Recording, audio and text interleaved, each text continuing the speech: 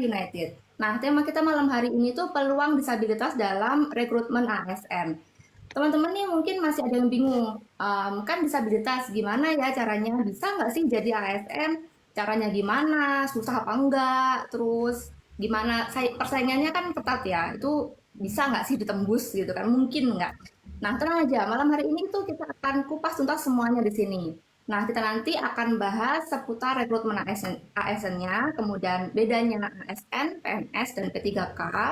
Lalu juga ada tips supaya bisa lolos tesnya nih. Nah, buat kalian yang belum tahu, di Undang-Undang Nomor 8 Tahun 2016 tuh mewajibkan kuota 2% nih untuk disabilitas. Jadi kan sayang kalau nggak dipakai kuotanya ya. Uh, Malam hari ini untuk membahas temanya akan ada 5 orang narasumber, tapi yang satu nanti menyusul ya. Jadi sebenarnya ada 5 narasumbernya. Mereka ini super kece banget karena sudah berhasil menembus uh, tes PNS ya. Mereka itu ada yang dari Kemenhub, ada dari Pemkot, Pengadilan Negeri, dan juga ada dokter gigi. Nah, aku perkenalkan satu-satu. Yang pertama ada Kak Yoga. Kak Yoga ini dari Kemenhub ya, PNS dari Kemenhub. Kemudian ada Dokter Ami, beliau adalah dokter gigi di RSUD Solok Selatan. Kemudian ada Kak Boy, dia dari Pengadilan Tinggi Agama Padang. Kemudian ada Kak Arya dari, maaf kalau salah ya, dari Administrasi Kota Jakarta Timur ya. Kemudian ada Kak Lydia yang nanti menyusul itu dari Pengadilan Tinggi Padang.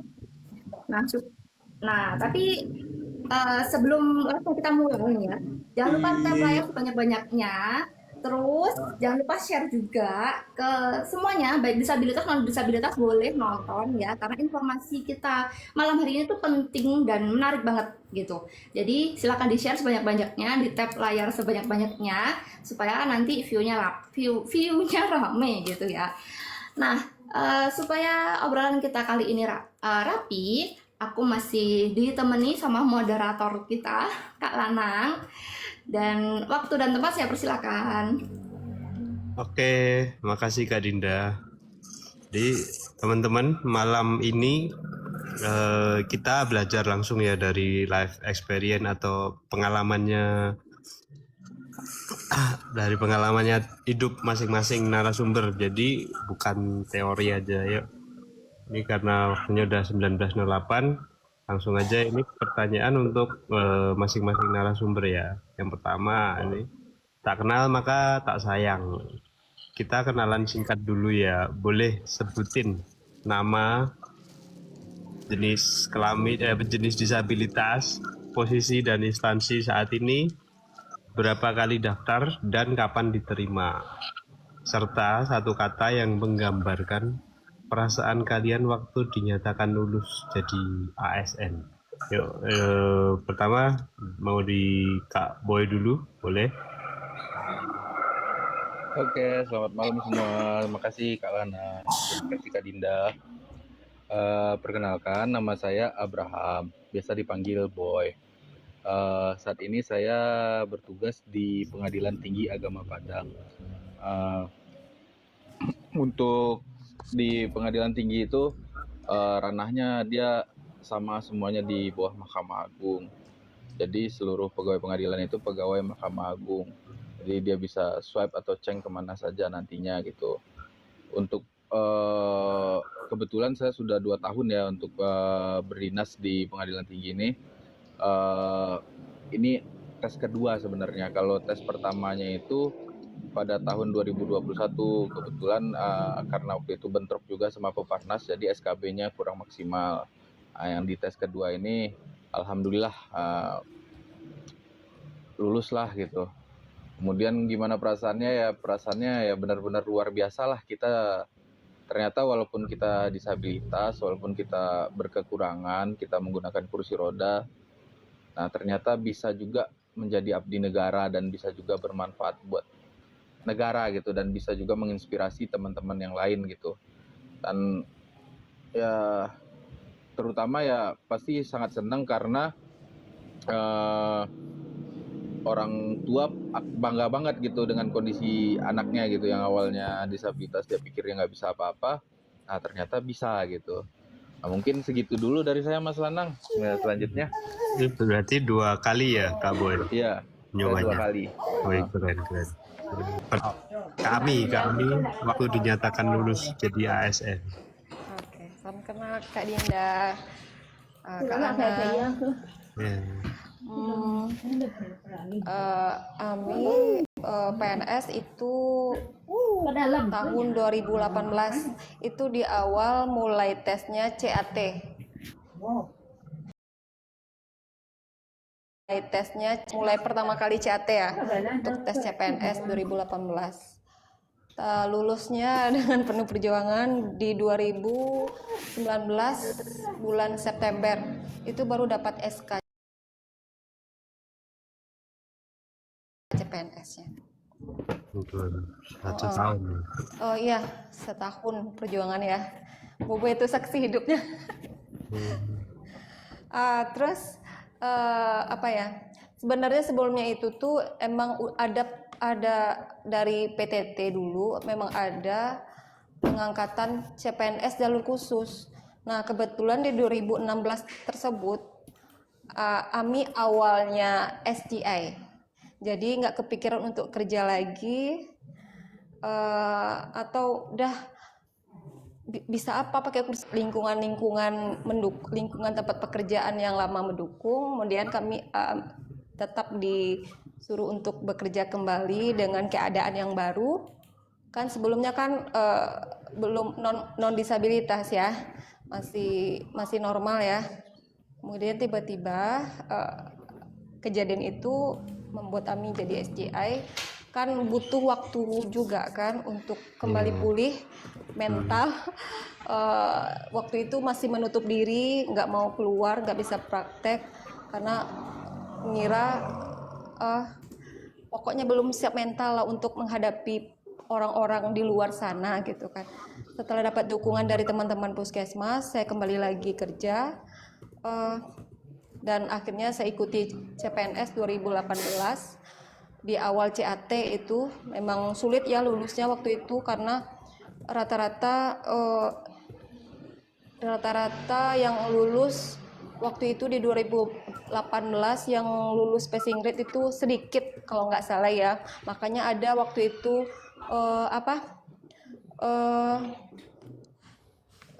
perankingan. Oh, ada rankingnya. Perankingan. Waktu itu masih ada perankingan tes yang ke 2020 berapa lagi ya, 2019 ada juga tes lagi ya, itu nggak ada perankingan lagi, yang di 2018 perankingan. Penempatan kami waktu itu didapat di RSUD Solo Selatan. Alhamdulillah waktu itu lulus. Yang benar kata Boy, yang awalnya insecure, nggak mampu lagi untuk bisa bekerja, setelah senang setelah lulus itu alhamdulillah bisa mengabdikan diri, memberikan pelayanan kesehatan gigi dan mulut untuk pasien-pasien yang membutuhkan untuk masyarakat.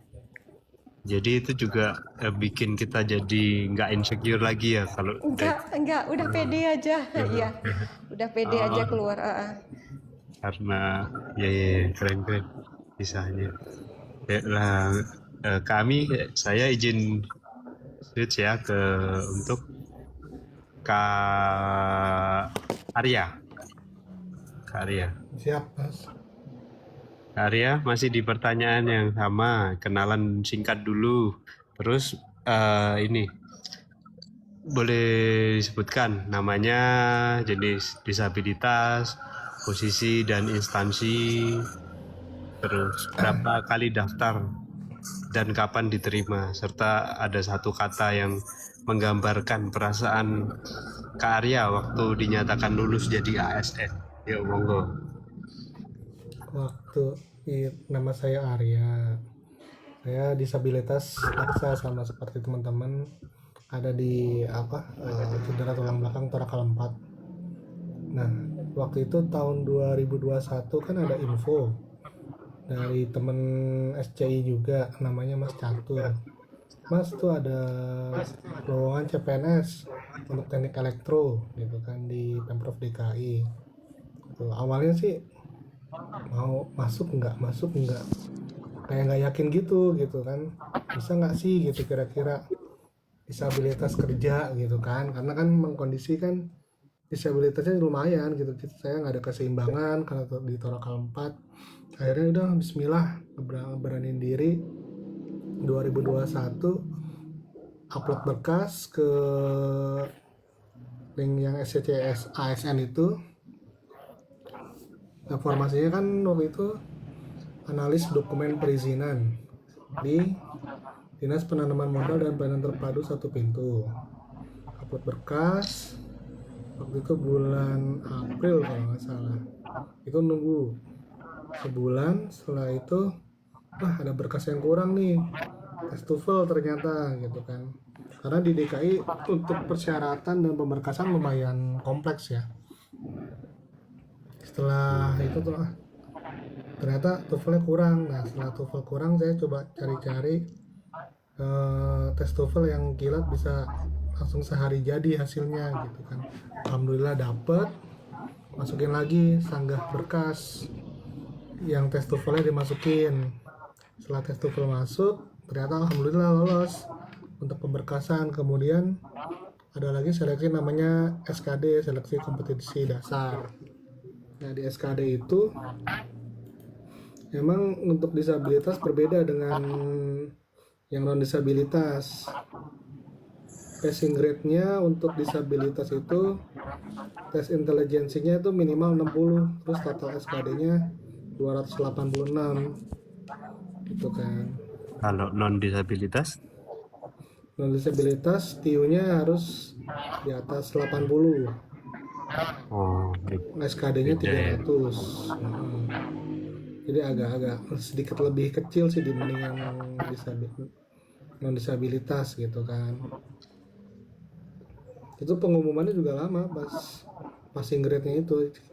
Kemudian pas bulan Oktober saya baru ujian SKD-nya.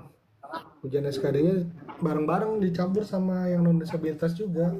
Jadi nggak ada yang dibeda-bedakan gitu. Tapi tempatnya aksesibel. Tempatnya aksesibel waktu itu di kantor Wali Kota Jakarta Selatan kayak gitu. Nah dari pokoknya tesnya itu selama 1 tahun deh, mulai dari pemberkasan, SKD sampai SKB. Setelah itu dilantik jadi CPNS tahun 2022.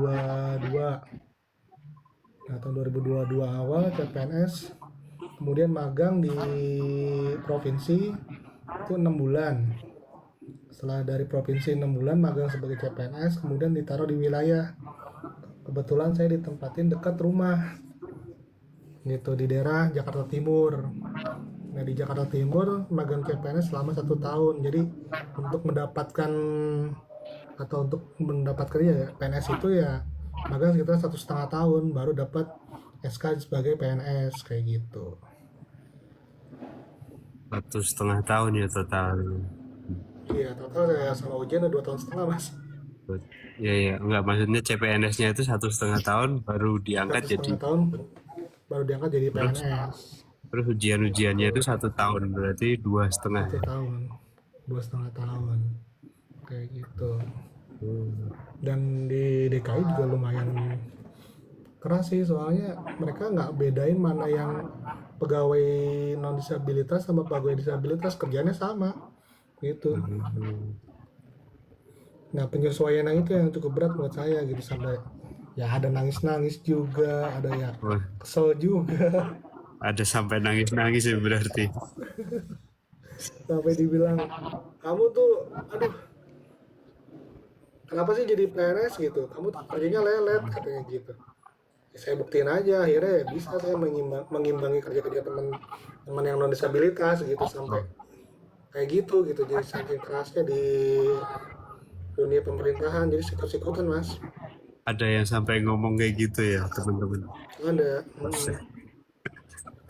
sampai nangis makanya. Jakarta keras. Jakarta keras. Ada pas ngelainin masyarakat juga gitu, berhadapan dengan masyarakat. Mas kalau lagi sakit nggak usah kerja Mas, di rumah aja katanya.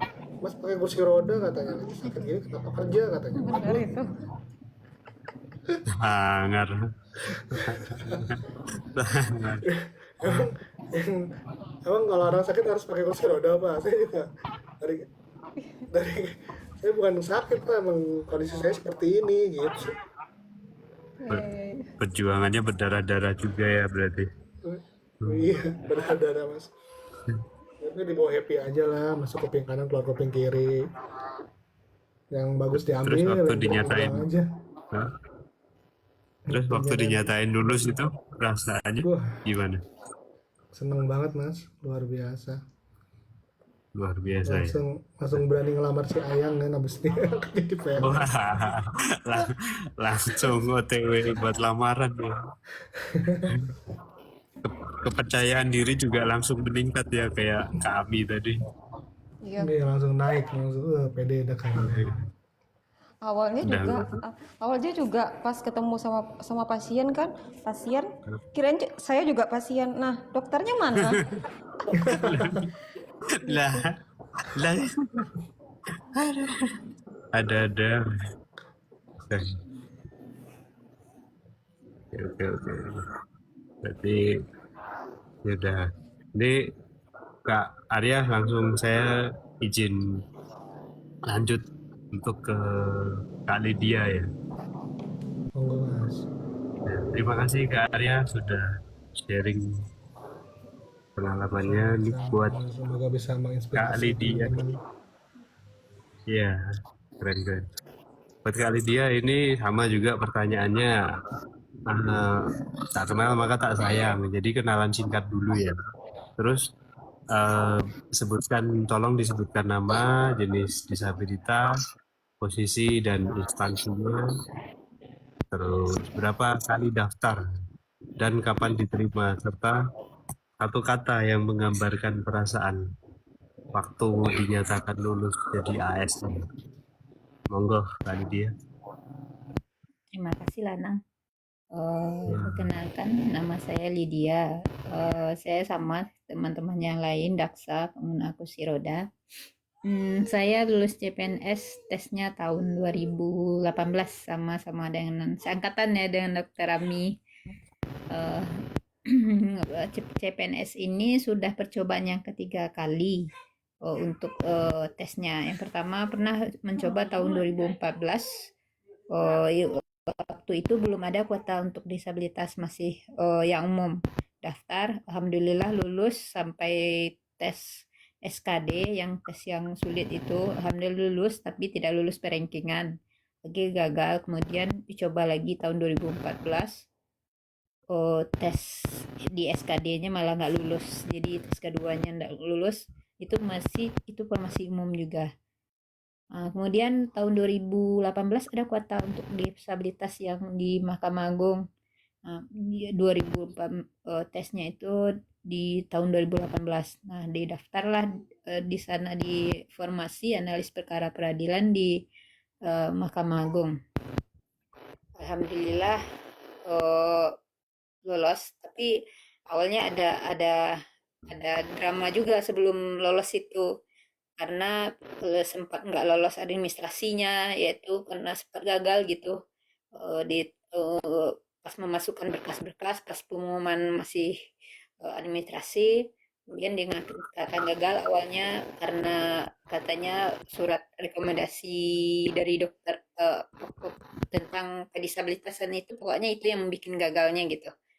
Nah, itu sempat frustasi juga, sempat kan belum apa-apa, istilahnya baru langkah pertama, tapi sudah digagalkan dengan persyaratan apa gitu.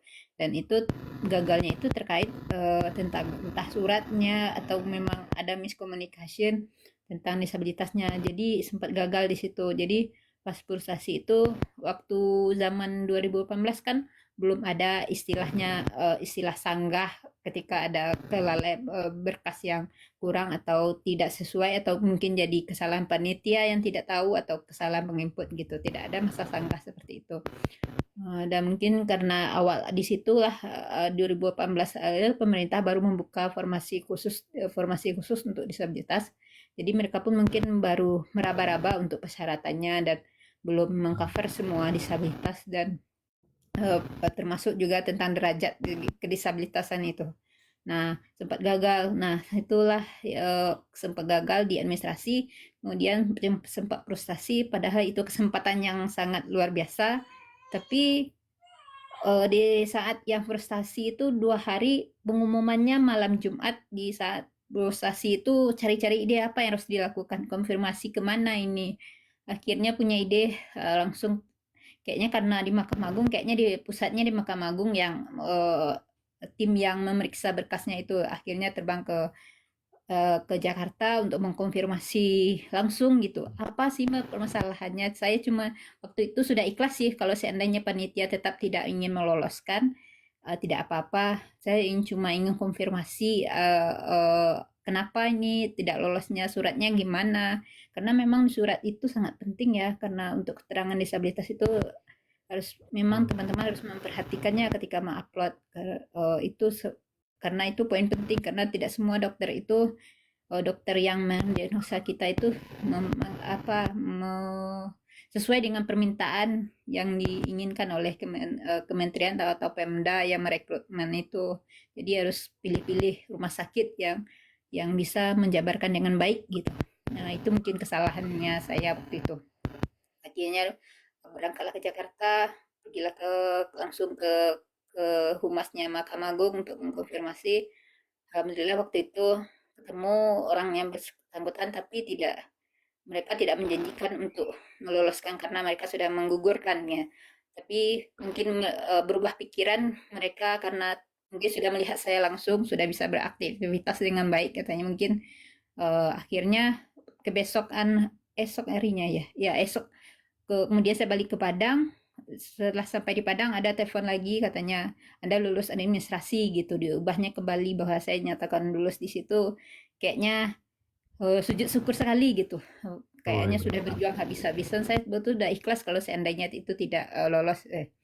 Akhirnya lanjutlah untuk tes SKD karena lulus administrasi. Nah, di tes SKD ini kan memang betul-betul persiapannya walaupun mepet tetap dikejar dengan harus memang maksimal untuk persiapannya, karena bagaimanapun kayaknya kita sudah berjuang sejauh ini, kalau pas tes juga nggak lolos kan malu, sudah berjuangnya sudah segitu, nanti kalau nggak lolos gimana ya gitu. Makanya berjuang belajarnya mati-matian. Alhamdulillah lolos SKD-nya gitu. Di waktu itu seperti kata Kak Dr. Romi bahwa masa itu kayaknya tes SKD paling menakutkan karena banyak yang berguguran gitu. Alhamdulillah lolos. Banyak yang berguguran karena mungkin terlalu soalnya yang panjang-panjang seperti itu agak sulit di masa itu. Alhamdulillah lolos. Kayaknya kalau perasaannya sudah tidak terbayangkan karena perjuangannya udah campur aduk gitu. Udah sujud syukur kayak gimana, mungkin kayaknya lulus SKD itu alhamdulillah enggak, kayaknya hidup itu sudah ada artinya lagi gitu, perjuangannya yang tidak sia-sia gitu. Sampai berangkat ke Jakarta juga ya tadi ya. Iya, ditolong sama Ko Herman waktu itu untuk penginapan karena waktu itu juga nggak tahu mau nginap di mana. belum persiapan karena itu nekat aja itu nekat karena istilahnya kayak udah mampet mau mana lagi, tapi tetap ingin usaha, cuma ingin tahu kenapa gitu, kenapa panitia kalau dulu itu belum ada masa sanggah, kalau sekarang kan sudah diperbaiki untuk sistemnya ya, untuk misalnya ada masa sanggah, ada call center, banyak informasi yang bisa untuk tanpa harus ke sana gitu kan. Alhamdulillah sekarang masih di banyak kemudahan. Kemudian juga ada video untuk kegiatan kita sehari-hari. Jadi kita bisa konfirmasi langsung gitu. Ini videonya, kalau dulu kan tidak, kita harus datang langsung. Jadi memang harus bikin video juga ya? Ya, kalau sekarang ya harus ada video kegiatan sehari-hari. Yang terakhir saya lihat persyaratannya seperti itu. Alhamdulillah ada perbaikan-perbaikan mungkin untuk tes di tahun-tahun berikutnya gitu. Terima kasih banyak, sharingnya keren banget nih, sampai gagal berapa kali juga. Iya, gagal berapa kali. Ya, lumayan sulit tesnya. Sampai harus ke Jakarta buat mastiin, keren. Ya. Yaudah, makasih Kak Lydia. Ini saya izin lanjut ke Kak Yoga nih. Kak Yoga, ini nggak bisa on cam ya Kak Yoga ini. Suara saya kedengaran, Mas? Kedengeran, kedengeran. Nah ini, ya, ini pertanyaan sama kayak tadi Kak Yoga. Monggo. Ya, salam kenal ya semua teman-teman. Nama saya Arya Yoga. Saya disabilitasnya spinal cord injury atau cedera tulang belakang. Jadi saya pakai kursi roda dan saya saat ini sebagai P3K di Kementerian Perhubungan. Ketiga. Saya ditempatkan di Pusat Pengelolaan Transportasi Berkelanjutan di Sekretariat Jenderalnya Kementerian Perhubungan. Saya di sana ditempatkan di bidang tata kelola pelayanan transportasi dan jabatan fungsional saya analis kebijakan ahli pertama. Jadi saya pertama kali masuk ke Kementerian Perhubungan sebagai honorer tahun 2019, Februari 2019. Saat itu masih belum dikenal istilah P3K ya. Jadi saya baru berkesempatan menjadi P3K itu setelah ada wacana penghapusan honorer. Jadi solusinya adalah pembukaan P3K, jadi pegawai pemerintah dengan perjanjian kerja. Perjanjian P3K. tahun ya P3K ini. Tapi di situ harus melalui tes. Jadi honorer itu dulu kebanyakan tidak melalui tes ya. Saya juga dulu hanya dipanggil wawancara aja terus langsung diterima honorer. Kalau P3K ini harus melalui tes seperti ASN yang lain, seperti PNS yang lain. Bedanya yang nanti ada di kita bahas ya. Jadi setelah ada formasinya dibuka di Kementerian Perhubungan tahun 2023 saya apply dan di situ dia bisa masuk gitu. Jadi apa namanya, awalnya juga apa ya, masih ada kekurangan ya dalam tapi di kesempatan berikutnya di itu udah jauh lebih baik sih. Jadi awal-awal banyak teman-teman honorer itu yang gagal di kesempatan tes ngasuknya itu karena dia di administrasinya itu yang nggak sesuai atau belum sesuai dengan yang diminta. Jadi ada kesenjangan antara yang dipunya teman-teman itu dengan yang diminta. Nanti setelah terinfo dengan baik itu teman-teman lain itu jadi bisa mempersiapkan diri dengan lebih baik dan punya syarat-syarat administrasi itu gitu. Jadi kayak ada sertifikasi atau apa itu bisa disiapkan. Jadi tahun 2023 itu saya masuk di transportasi berkelanjutan karena saya ada formasinya di situ sebagai anak saya apply dan kemudian diterima.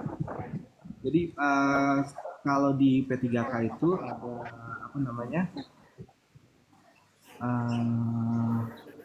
kemudahan-kemudahannya ya, maksudnya ada formasi khususnya gitu untuk disabilitas, terus ada penyesuaian tesnya, misalnya waktunya diperpanjang atau misalnya dibantu khusus yang ada suaranya untuk teman tunanetra gitu. Terus ada klarifikasi tes kesehatannya. Jadi kita ada surat keterangan disabilitas, tapi nanti ada surat keterangan sehatnya dan itu lebih mendetailkan gitu disabilitas kita seperti apa dan apa namanya dalam tanda kutip derajat disabilitas kita itu seperti apa. Apakah kita benar bisa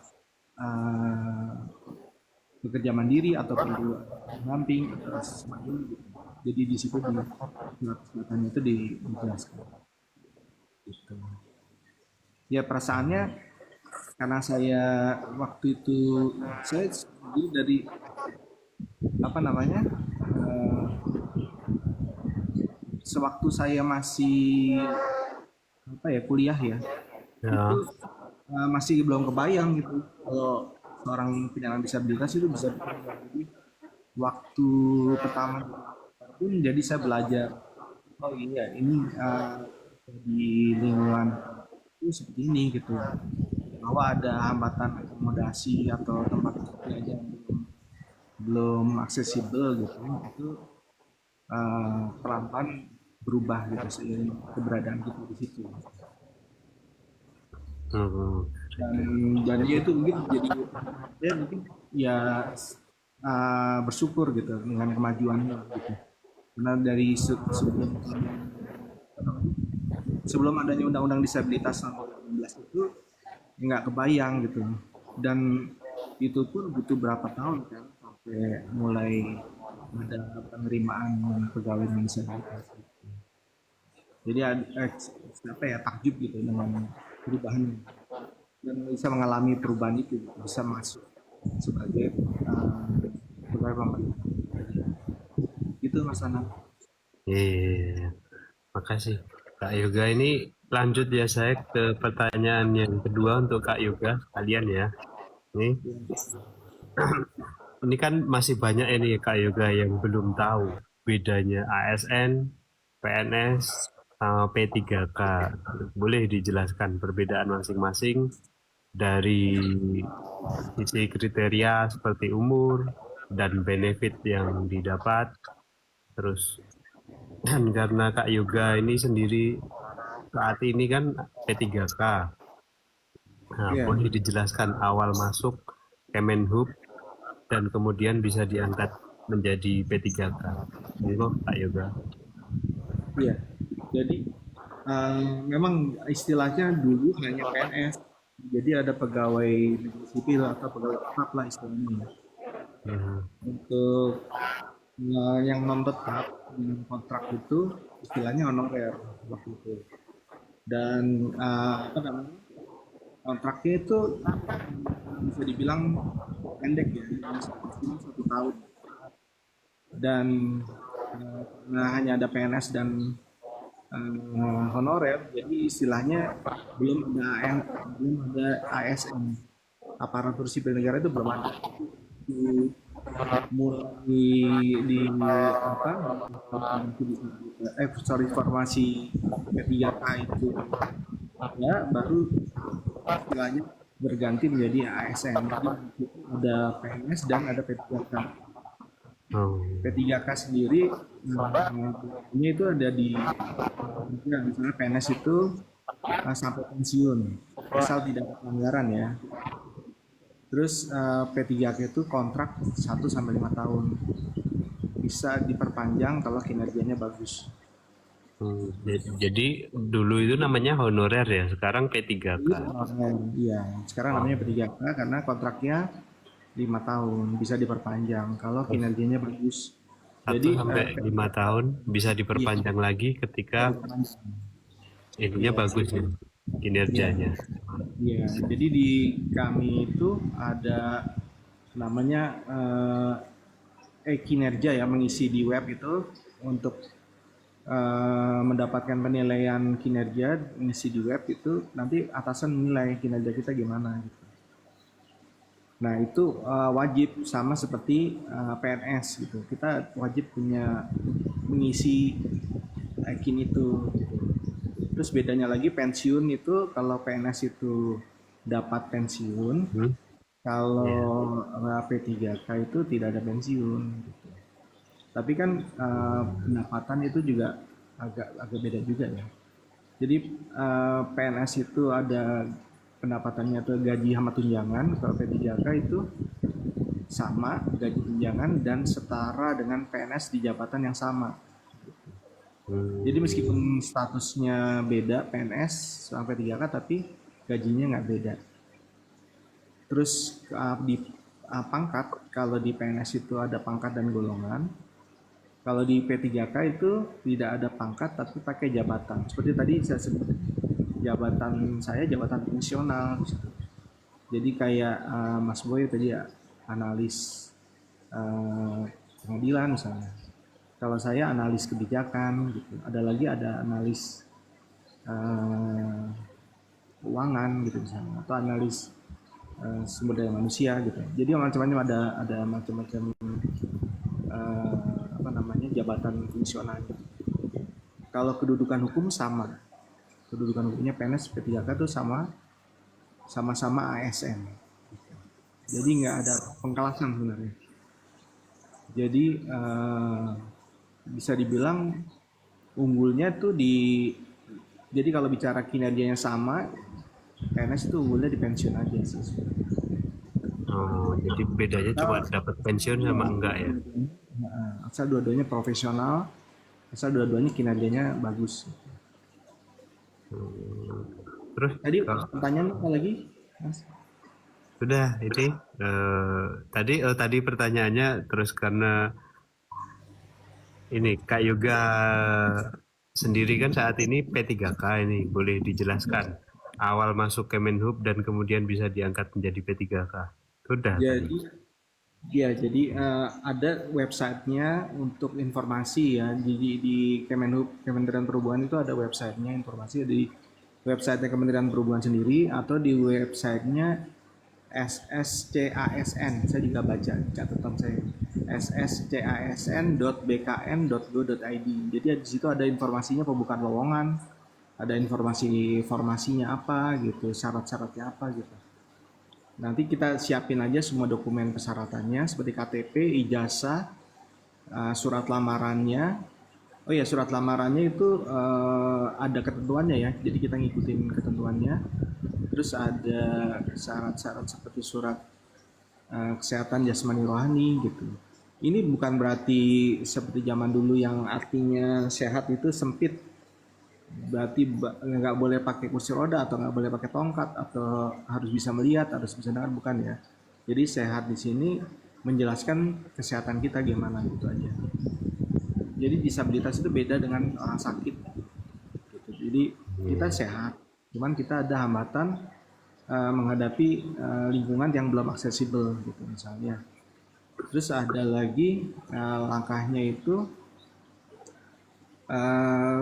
ikuti tahapan seleksinya, ada administrasi, terus ada kompetensi dasar seperti tadi Mbak Lydia cerita, Mas Boy cerita, Mas Arya cerita. Ada kompetensi dasar, ada kompetensi bidang. Itu tapi setelah lolos administrasinya gitu. Kayaknya gitu aja sih. Terus ada perbedaan ini kriteria umur untuk PNS dan P3K. Ya, jadi bisa dibilang P3K ini kesempatan kedua ya. Kesempatan kedua, karena saya usianya udah di atas, sedikit di atas 35 tahun, jadi nggak bisa masuk lewat jalur PNS. Jadi untungnya alhamdulillahnya sudah ada yang jalur P3K ini. Jadi buat teman-teman yang usianya di atas 35 tahun bisa ikut P3K ini gitu. Dan selama usianya belum masuk usia pensiun gitu masih bisa data. Dari informasi yang saya tahu ya gitu. Oh, jadi sebelum masuk usia pensiun masih boleh jadi P3K ya? Sebelum batas pensiun kalau nggak salah gitu. Asal kita punya kompetensinya yang bisa kita saingkan gitu dengan teman-teman yang lain. Siap. Terima kasih Kak Yoga, jelas sekali. Ya, ini saya izin pindah untuk Kak Boy ya. Kak Boy, ini Siap Mas Anang. kalau dari Kak Yoga tadi kan untuk proses P3K di Kemenhub. Nah, bagaimana dengan pengalaman Kak Boy sendiri waktu proses pendaftaran seleksi sampai penerimaan CPNS? Terus tips jitu-nya apa sih buat teman-teman yang pengen daftar tahun depan? Terus soal terutama administrasi, surat dokter atau video kegiatan. Ini dengar-dengar kan pernah punya pengalaman ribet nih soal urusan itu. Oke. Siap Mas Anang, makasih. Sebelumnya waktu itu kan ketika mendaftarkan kita seperti yang udah dijelaskan sama Mas Yoga sebelumnya, dalam seleksi CPNS atau P3K di apa namanya nih di Indonesia nih, kita bisa ngelihat di rekrutmennya itu di SSCASN. Nah, kan sscsn.bkn.go.id itu yang pertama. Terus yang kedua, ini yang terkhusus buat disabilitas nih Mas Anang ya. Ya. Itu nanti kita akan dimintakan itu pertama surat keterangan itu tentang derajat disabilitas, itu yang akan membuatnya itu dokter rehab medis atau dokter ortopedi atau dokter mata sesuai dengan jenis disabilitasnya. Terus yang kedua itu nanti kita diminta untuk membuat video keseharian. Nah, pertama saya jelasin dulu yang surat keterangan disabilitas ini ya Mas Anang. Iya. Nah, yang surat keterangan disabilitas ini berbeda dengan Asia Scale atau yang lainnya gitu loh. Surat keterangan disabilitas ini dia ada derajatnya dari nomor 1 sampai derajat kelima gitu. Nah, derajat 1 itu dia sepertinya misalnya dia mampu mempertahankan diri tanpa alat bantu. Derajat 1. Derajat 2 itu dia mampu mempertahankan diri dengan alat bantu dan tidak butuh bantuan. Derajat 3 mampu mempertahankan diri dengan alat bantu tapi terkadang butuh bantuan. Nah, selanjutnya sampai yang paling parah yang tidak mampu mempertahankan diri meskipun dengan alat bantu itu derajat 5. Nah, dalam hal ini rata-rata di seluruh instansi atau di seluruh Pemko, Pemprov, kementerian dan sebagainya itu memintanya itu derajatnya cuma sampai 2. Ada beberapa yang minta sampai derajat 3. Cuman rata-rata itu dimintanya sampai derajat 2. Kita mampu mempertahankan diri dengan alat bantu tanpa bantuan orang lain. Jadi istilahnya yang diminta itu adalah kemandirian. Nah, nanti ketika membuat surat keterangan disabilitasnya itu wajib dari rumah sakit pemerintah, nggak bisa kita ke RS swasta. Harus RS pemerintah dan ditandatangani oleh dokter bernip. Jadi kalau dokternya belum bernip itu nggak bisa menandatangani ya. Jangan sampai salah teman-teman, nanti bikinnya ke RS yang non pemerintah, habis itu dokternya nggak bernip juga gitu.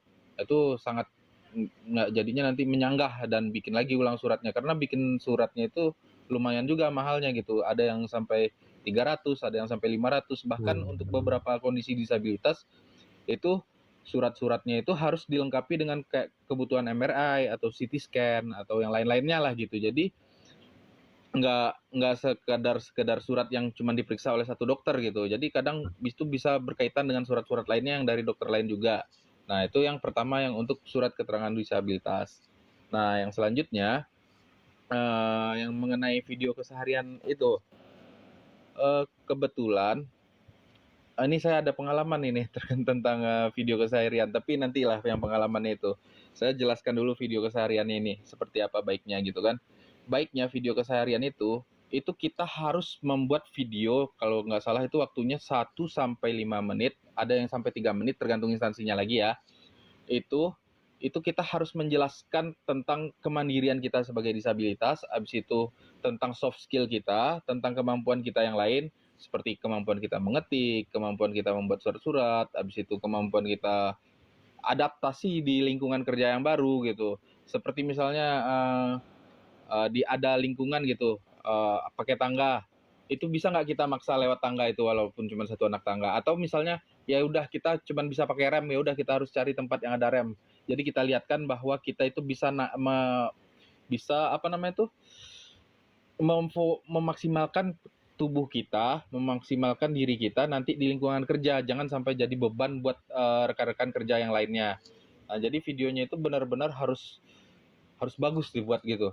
Nah, yang pengalaman nggak enak saya itu waktu itu platformnya kebetulan saya upload di platform sebelah yang di platform merah video itu waktu CPNS tahun 2023. RedTube ya. Itu jangan disebut namanya Mas. Nah, nanti kebetulan itu kena spam report rame-rame. Ada yang nge-share itu di grup, salah satu grup CPNS lah, CPNS disabilitas juga. Itu spam report. Karena ujung-ujungnya juga kan antara satu disabilitas dengan disabilitas lainnya itu juga akan bersaing ketika melakukan tes gitu. Mereka nggak tahu saya di formasi mana daftarnya. Mereka nggak tahu di mana gitu. Cuman ketika melihat ada disabilitas yang mampu, itu kena spam report dan akhirnya waktu itu video saya hilang. Jadi ketika itu syarat administratifnya hilang gitu loh. Itu kan syarat administratif disabilitas itu 2 Mas. Jadi yang surat disabilitas 1, yang satu lagi video. Nah, yang video ini kebetulan ada senior saya di instansi yang waktu itu saya daftar itu, saya coba minta bantuan waktu itu sebelum masa sanggah. Jadi saya kirim langsung video itu melalui bantuan senior saya ini, ada Kak Lydia di sini kan. Senior saya minta bantuan untuk dikirim langsung ke pusat videonya. Akhirnya tanpa proses sanggah menyanggah, lulus administrasi. Waktu itu udah sempat, aduh ini udah tes kedua, kapan lagi ya lah bisa ikut lagi gitu di tes ini kan. Tapi alhamdulillah gitu, ternyata Tuhan memang ngasih jalan gitu. Udah hilang semangat waktu itu, nggak ada pikiran lagi, aduh ini gimana ya gitu. Udah tes kedua, yang tes pertamanya juga waktu itu masih jadi atlet kan, cancel karena waktu itu masih event pas SKB-nya. Jadi saya fokuskan ke situ. Kemudian ini pertanyaan satu lagi tadi apa Mas Nang? Tips dan trik ya Mas? Ya, tips jitu-nya apa? Tips jitu-nya kalau adik-adikku sih istilahnya, banyak teman-teman juga yang lain itu rata-rata ikut bimbel. Bimbel itu secara nggak langsung memang menaikkan kapasitas kita, menaikkan kualitas kita dalam mengisi SKD dan SKB gitu. Terutama nanti ada di tes wawasan kebangsaan. Kalau TIU ya bisalah kita belajar sendiri atau apa gitu. Karena yang diminta itu di situ loyalitas kita kepada instansi nanti. Itu akan dijelaskan di bimbel-bimbel. Tapi kalau aku sendiri kemarin kebetulan hanya belajar dari buku-buku yang ada di Gramedia itu loh Mas, seleksi tes CPNS gitu. Tapi rata-rata yang top score itu kebetulan memang kebanyakan ikut di situ tuh, bimbel-bimbel itu. Ikut bimbingan belajar ya berarti Iya. ya tipsnya. Nah, itu Mas Nang. Berarti tips jitunya itu baca-baca buku yang tips untuk CPNS sama ikut bimbel ya. Waktu itu aku ada bukunya, kebetulan udah aku aku wariskan juga ke yang mau tes juga kan, kebetulan alhamdulillah juga dia lulus juga setelah pakai buku yang aku itu buku tahun 2021 dibeli waktu itu, belajar tes CPNS. Pokoknya bukunya setebel ini, kayak buku telepon zaman dulu itu loh. Yellow Pages itu ya. Itu soal semua isinya sama penjelasannya. Nah, waktu itu belajar di sana aja lah gitu. Penting nih buat teman-teman yang disabilitas itu belajar itu di TIU. Di TIU, TWK sama TKP. Nah, di TKP. Jadi kalau di kita ini kan ada standarisasinya, nilainya nggak salah 280 berapa gitu untuk disabilitas gitu. Untuk standarnya ya, passing grade-nya ya, bukan berarti 280 langsung lurus gitu. Nanti kan di ranking kalau misalnya pesertanya banyak. Kalau pesertanya sedikit, alhamdulillah langsung one shoot one goal gitu Mas. Nah, jadi kalau untuk disabilitas itu yang pakai standar itu cuma di TIU-nya aja. Di TIU-nya itu kalau nggak salah nilainya 80 apa 60 gitu untuk formasi disabilitas. Jadi usahakanlah nilai yang di TIU-nya itu lebih tinggi gitu. Dari rata-ratanya minimal. Dari rata-rata passing grade-nya. Selanjutnya baru nanti yang di nilai yang lain itu dikejarin. Jangan pokoknya pas-pasin di 280 itu. Yang penting TIU-nya itu jangan sampai kurang. Nah, dan mudah-mudahan ini biar bisa one shoot one goal gitu, banyak itu carilah instansi yang kurang diminati sama orang gitu, atau tempat yang kosong, jadi saingannya sedikit gitu. Mirip-mirip ngatlet ya berarti. Ya, mirip-mirip atlet juga kan gitu. Jadi istilahnya karena ya dulu kan belum ada istilahnya optimalisasi dulu. Sekarang kan ada istilahnya optimalisasi buat CPNS. Nah, optimalisasi ini sistemnya saya daftar formasi A gitu, analis apalah gitu di instansi ini. Kebetulan saya daftarnya misalnya di Jakarta. Nah, yang di daerah Jabar atau di Surabaya mungkin masih kosong, belum keisi. Itu kita bisa dipindahin kalau ada optimalisasi itu. Nah, kalau dulu belum ada, kalau sekarang ada gitu. Cuman apakah mau keluar dari home base gitu atau dari tempat yang mau kita daftarkan gitu loh Mas Nang. Itu terus banyak lagi sih sebenarnya gitu. Kalau untuk tips-tipsnya itu intinya jangan sampai kita itu kena mental duluan, karena banyak kena mental dan administratif itu kena juga gitu. Kayak yang pas aku itu yang ngedaftar itu kebetulan waktu itu 800 di tempat aku dengan penerimaan 34. Tapi pada akhirnya yang ikut tes yang bisa ikut tes cuma 200. Entah kenapa, apakah karena syarat administratif atau videonya juga lenyap. Nah itu harus dipastikan gitu. Dari 800 susut jadi 200 cuman. Untuk Udah bisa ikut tes lumayan kan. pertama. Iya itu. Karena bagaimanapun administratif itu juga ujian kita pertama gitu. Gimana kita menyusun berkas-berkas itu ujian gitu. Gimana kita mau kerja di instansi pemerintahan kalau berkas-berkas yang kita susun itu juga nggak bagus gitu. Itu loh Mas Nang. Mungkin dari aku segitu dulu Mas Nang. Mantap banget, mantap. Thank you Kak Boy. Ini Mas Nang. ya, saya izin lanjut ke Kak Lydia ya. Ini Kak Lydia tadi menyambung soal kesulitan administrasi. Kak Lydia kan punya pengalaman nih menarik juga, di mana ini ditolak karena masalah tersebut kan. Nah, boleh diceritakan terkait apa dan bagaimana perjuangannya sehingga bisa lulus menjadi ASN. Karena ini dengar-dengar kan nekat tadi tuh terbang ke Jakarta sendirian terus langsung menyampaikan keluhannya di kantor Mahkamah Agung. Enggak kali dia. Ya, terima kasih Lana. Ya. Mirip yang sebenarnya yang disampaikan Boboy tadi itu sudah lengkap, yaitu bagaimana persyaratan untuk disabilitas, syarat administrasi itu sangat perlu diperhatikan, karena bahwa kayaknya karena dulu mungkin belum ada kayak fasilitas seperti sekarang, ada media sanggah, ada optimalisasi, ada apa namanya, ada video kegiatan sehari-hari dulu mungkin karena itu awal-awalnya pemerintah menetapkan kuota untuk disabilitas, termasuk juga sebenarnya kasus-kasus kami kayak yang Dr. Romi itu membuka mata pemerintah karena diadvokasi bahwa disabilitas pun bisa mendaftar di formasi umum gitu. Kalau dulu kan yang kalau seandainya disabilitas mendaftar di formasi yang umum itu kan tidak boleh. Kalau sekarang sudah boleh gitu untuk jabatan tertentu, tapi masih melihat beberapa jabatan tertentu gitu. Nah, terkait administrasi tadi kan sudah dijelaskan oleh si Boy bahwa ada 2 persyaratan. Yang pertama tadi terkait surat keterangan dokter gitu. Banyak juga teman-teman yang sudah saya itu bertanya tentang banyak juga mengalami kendala gitu tentang surat keterangan dokter itu. Kan tidak semua rumah sakit, kemudian Pemda atau rumah sakit di daerah yang memahami tentang derajat disabilitas ini. Surat keterangannya kadang ya seperti itulah. Kalau yang saya itu surat keterangannya itu bahasa dokter, bahasa ilmiah gitu Bahasa ya. medis gitu ya. Medis ya, yang dijabarkan di suratnya itu. Jadi mungkin tim panitia yang apanya nggak ngerti, jadi ini langsung diblok, langsung digagalkan. Itu penyebabnya kalau saya analisis pertama. Kemudian mereka meminta untuk cek fisik gitu. Nah di situ mungkin karena kendala akses, saya pun tidak tahu kemana ceknya itu, apakah harus ternyata bisa di pengadilan yang ada di kabupaten kota tempat kita tinggal.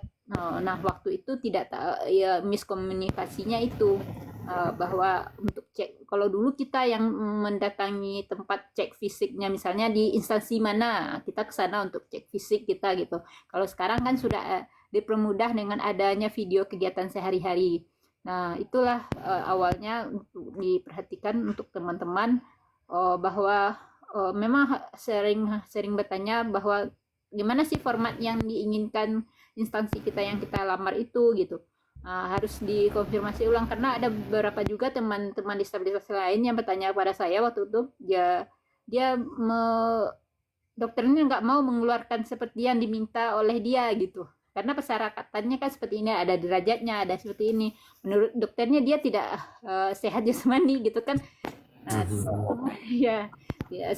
Dokternya tidak mau. Akhirnya saya sarankan coba cari yang lain untuk saya sarankan ganti-ganti waktu itu di Pekanbaru. Saya sarankan beberapa rumah sakit, kalau masih ada yang menolak, kamu ke Sumber aja kan masih dekat gitu.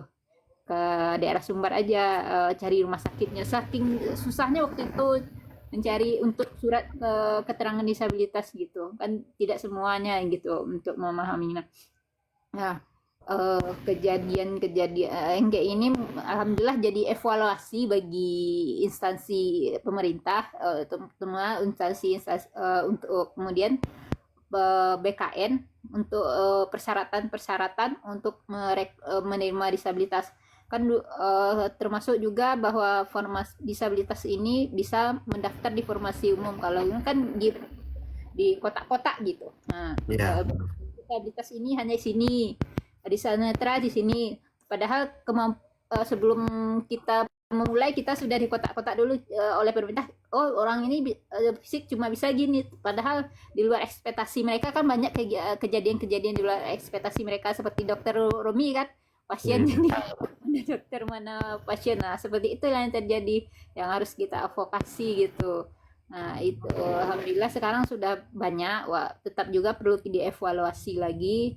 Mungkin apa kendala teman-teman yang, jadi jangan takut teman-teman. Kalau seandainya misal ada kendala di sini, kita harus cari informasi, banyak mencari informasi. Waktu itu saya nggak tahu harus mencari informasi mana, ternyata ada di Telegram gitu. Waktu itu dulu ada perkumpulan apa yang memberi informasi, waktu itu belum tahu gitu. Nah, makanya kan teman-teman harus, alhamdulillah sekarang banyak komunitas-komunitas di CPNS apa yang istilahnya memberikan informasi, oh syaratnya seperti ini, yang memberi penjelasan. Nah, teman-teman kalau mau melamar itu harus aktif gitu mencari informasi. Kadang tiap tahun itu beda persyaratan, beda juga ketentuannya gitu. Mudah-mudahan selalu di-upgrade untuk lebih baik lagi, yang inklusif lagi gitu. Nah, Jadi ininya juga peraturannya juga selalu berkembang juga ya. ya selalu berkembang juga, dan pengalaman kegagalan teman-teman yang lain mungkin jadi pembelajaran. Kalau kita tidak suarakan, seperti kegagalan saya itu sempat gagal di surat administrasi itu kan, jadi dibikinlah masa sanggah gitu kan, bisa mengkonfirmasi. Kalau dulu kan saya tuh karena nggak tahu harus kemana bertanya, waktu itu nggak ada masa saya, harusnya saya nekat untuk ke Jakarta langsung untuk konfirmasi gitu.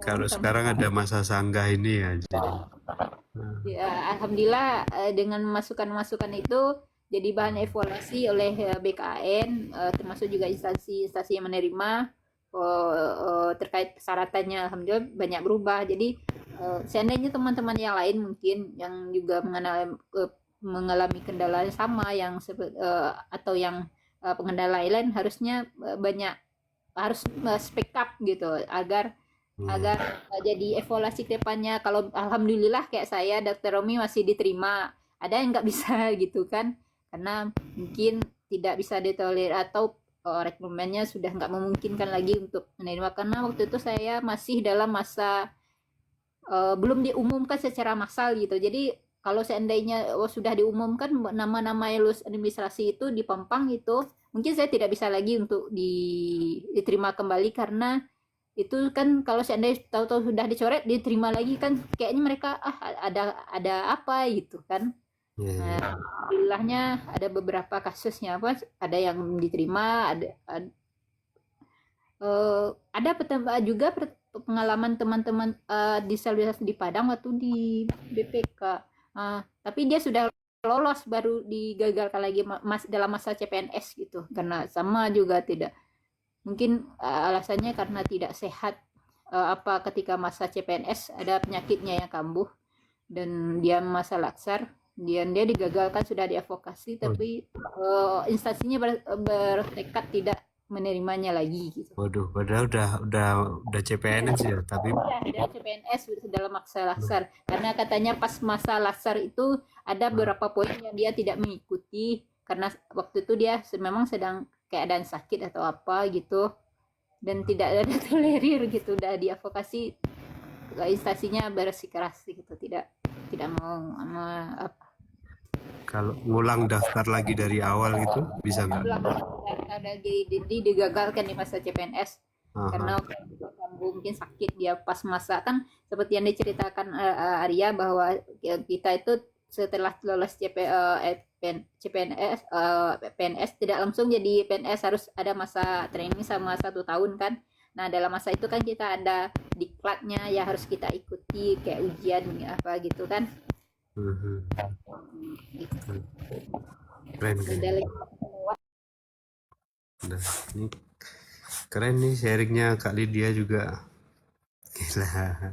Jadi terima kasih banyak Kak Lydia sharingnya. Ini saya izin pindah ke Kak Arya ya, Kak Lydia.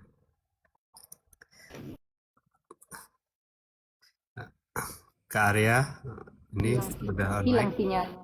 Oh iya, ini Kak Lydia saya izin pindah ke Kak Arya.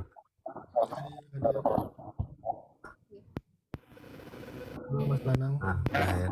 Kak Arya, ini kan di bagian perizinan untuk Kota Administrasi Jakarta Timur, boleh diceritakan secara singkat proses CPNS yang dilalui dan untuk diangkat menjadi PNS butuh waktu berapa lama? Terus terkait pengalaman kerja di bidang pelayanan publik, apakah bertemu dengan banyak orang dan apa reaksi dari rekan kerja dan orang-orang umum yang ditemui terkait disabilitas kita? Jadi waktu awal-awal CPNS itu kan pengarahan dulu, yang pastinya Aha. di balai kota kan. Setelah pengarahan dari balai kota, kemudian magang di dinas. Dinas itu kayak apa ya? Jadi kan di provinsi itu banyak tuh, ada dinas penanaman modal, ada dinas kebersihan, ada dinas bina marga. Nah, saya kebetulan ditempatinnya di dinas penanaman modal dan pelayanan terpadu satu pintu. Jadi bagian perizinan gedung dan bangunan gitu. Nah, yang formasi yang saya ambil itu kan analis dokumen perizinan. Nah, jadi yang saya kerjakan itu di Dinas Penanaman Modal dan PTSP itu memeriksa berkas atau blueprintnya gedung gitu. Misalkan ada gedung 4 lantai nih. Nah, itu kan dia harus menyerahkan blueprintnya dulu nih sebelum dibangun nih. Mulai dari teknik apa strukturnya, mulai dari arsitekturnya, dan kalau untuk bagian saya itu dokumen yang saya periksa itu bagian mechanical electrical gitu. Jadi mulai dari elektrikalnya, terus mekanikalnya, sampai ke eh, perlengkapan pemadam kebakaran. Nah, kayak kasus yang kemarin itu, yang di gedung Teradron itu ada beberapa PNS juga yang diperiksa. Kok bisa bangunan 6 lantai tapi nggak ada nggak ada aparnya, nggak ada kayak untuk pemadaman apinya gitu.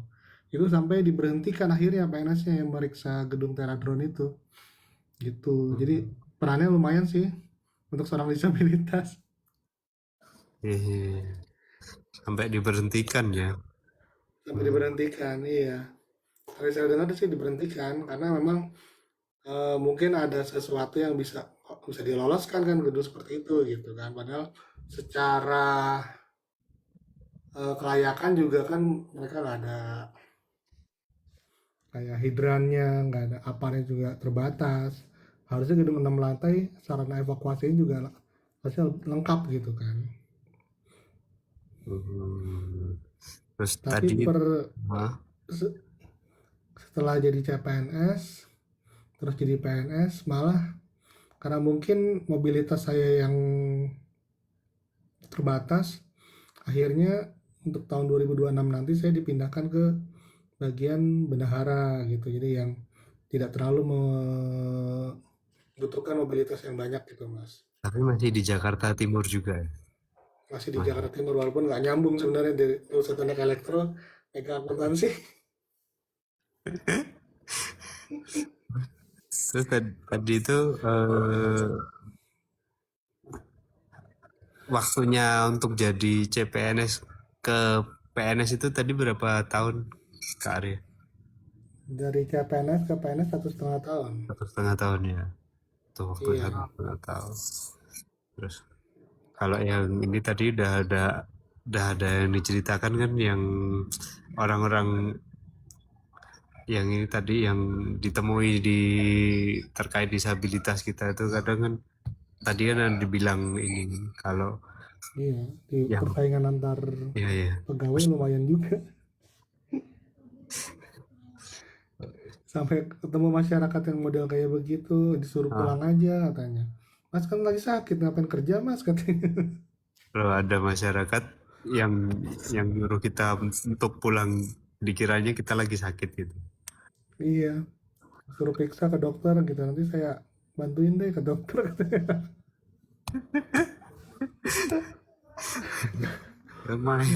Lumayan menantang ya berarti ya. Dikira sakit. Tadi Kak Ami dikira pasien juga.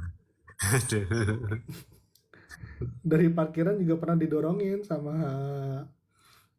Masyarakat umum. masyarakat gitu. Mas saya bantu mas gitu, bisa naik sendiri kan, tinggal lurus doang pakai didorongin. Padahal Saya anter, udah jalan biasanya kan, udah jalur biasanya dilewati. iya, didorongin gitu. Ya ampun. Ya begitulah suka dukanya mas. Tapi ya dianggap happy aja lah udahlah. Seru pengalamannya. Jadi ini boleh ini saya lanjut ke Kak Ami, Kak Arya. Saya lanjut ke saya izin lanjut ke Kak Ami. Oke. Ya. Kak Ami ini mungkin ada yang belum kenal nih dokter gigi Romi Syofpa Ismail. Aku ceritakan sedikit ya latar belakangnya karena dulu kan sempat viral nih di di sosmed. Jadi kami ini lulusan seleksi CPNS 2018 dari formasi umum dan meraih peringkat 1 dengan nilai tertinggi. Tapi dicoret cuma karena pakai kursi roda. Tapi kami ini ngelawan sampai ke Istana Negara dan akhirnya menang. Terus Luar biasa. iya, keren. Nah, kisah perlawanannya ini bisa menjadi inspirasi kita. Sedih sebenarnya kan. Ami ambil formasi itu tuh dulu kan bisa tahu kan spesifikasi kita ambil di puskesmas tempat Ami dinas, itu yang diambil untuk formasi dokter gigi yang apanya kita kan dulu bisa melihat penempatannya di mana nanti setelah lulus PNS gitu kan. Terus udah berharap di sana karena udah lama dinas di sana dari PTT, kemudian PTT putus, kemudian disambung dengan kontrak daerah, dan kebetulan di 2018 bukalah CPNS, tapi tidak ada buka formasi disabilitas untuk dokter gigi waktu itu. Jadi kalau Ami sempat diskusi dengan Kadinkes, ikut aja. Ya ikut Ami kan, ya seperti lah tahapnya, bikin akun dulu di SSCN kan, di SSASN kan, kemudian upload, setelah buat akun, upload dulu dokumen-dokumen yang dibutuhkan ke akun tersebut. Nanti ada tahapnya ya, kelulusan administrasinya, habis lulus. Udah lulus nih, ada tahapnya yaitu seleksi kompetensi dasar kan, ada tes TWK, TIU dan TKP. Ami lulus perankingan waktu itu ya, yang SKD. Habis itu ada tahap keduanya, lulus nih, udah senang alhamdulillah. Kemudian ada tes kompetensi bidang. Kompetensi bidang ini tes terakhir Ami. Tes terakhir ternyata waktu itu nilai paling tinggi di bidang ya. Paling tinggi, otomatis udah senang hati, ini udah lulus ini, udah pasti lulus karena nilainya live score kan di luar, nampak udah kelihatan sama suami. Alhamdulillah. Ada ibu-ibu yang kenal sama Ami dari BKD udah kasih selamat ya Dokter Romi lulus, alhamdulillah Bu. Udah waktu itu kan belum ada pengumuman resminya dari BKN-nya. BKN-nya. Tapi kita kan udah tahu nilai kita udah tinggi itu kan. Itu udah senang. Jadi syukuranlah kami di rumah saking senangnya gitu, saking senangnya. Nah, tiba-tiba pas pengumumannya di Pemda dari BKPSDM-nya ternyata Ami nggak lulus. Itu di Maret kalau nggak salah 2018 itu pengumuman keluarnya, penetapan NIT-nya di Maret itu. Nah, nama Ami nggak keluar. Ternyata kebetulan waktu itu Ami kan bergabung di grup WA teman-teman yang ikut CPNS itu juga. Iya. Ternyata katanya ada yang mengundurkan diri lah, ada yang sakit lah, padahal pemeriksaan kesehatannya itu udah lengkap Ami lakukan sampai tes kerja juga tuh di rumah sakit yang mengeluarkan surat keterangan kesehatannya. Kami lakukan pelayanan di poligiginya, disaksikan sama dokter-dokter spesialisnya dan dokter giginya, gitu loh. Sampai dinyatakan waktu itu terakhir sama itu pemeriksaannya di rumah sakit di Pemkap tempat kami bekerja, tempat kami ambil tes CPNS-nya itu terakhir dinyatakan sehat, tapi memang ditemukan kelemahan pada tungkai. Jadi selanjutnya dari saraf, karena kebetulan saraf merujuk ke rehab medik. Nah, kebetulan kan rehab medik kan nggak ada di RSUD. Kami pergilah ke rumah sakit provinsi. Di situ ke rehab mediknya kami juga melalui tes proses gitu kan, dan nggak ada masalah. Melakukan tes, bukan mengeluarkan kertas saja dokternya, tapi dokternya menyuruh melakukan misalnya mobilitasnya gimana, ini pekerjaannya gimana, kekuatan tangannya gimana. Kalau dokter gigi itu kan perlunya tuh kan tangannya harus kuat gitu kan, Untuk cabut untuk gitu cabut juga. gigi gitu kan. Pokoknya bagian ekstremitas atasnya harus oke, harus sehat gitu kan. Dan itu pun dapat rekomendasi. Kemudian karena belum lengkap juga katanya kan, dianjurkan ke okupasi. Pergilah itu sebelum sebelum kami dibatalkan. Jadi ke spesialis okupasi itu nggak ada di Padang. Waktu itu nggak ada di Padang ya, di tahun 2018 nggak ada. Ami pergilah ke Arifin Ahmad di Pekanbaru, dan Ami ikut tes juga, mobilisasinya gimana, pindah ke sininya gimana, kerjanya gimana, dibawa ke poligigi juga, kerjanya gimana. Katanya Ami bisa, nggak apa-apa, nggak ada masalah katanya, dikeluarkan juga surat. Tapi ternyata memang Ami kan digagalkannya kan di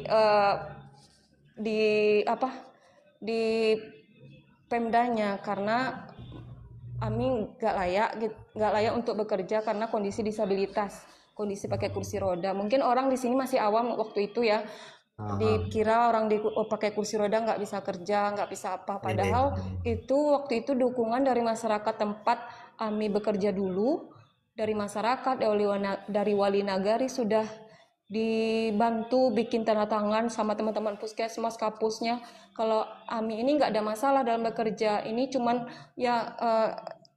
disabilitasnya aja, tapi untuk bekerjanya nggak ada berpengaruh, malah membantu masyarakat yang tempat tinggal di situ.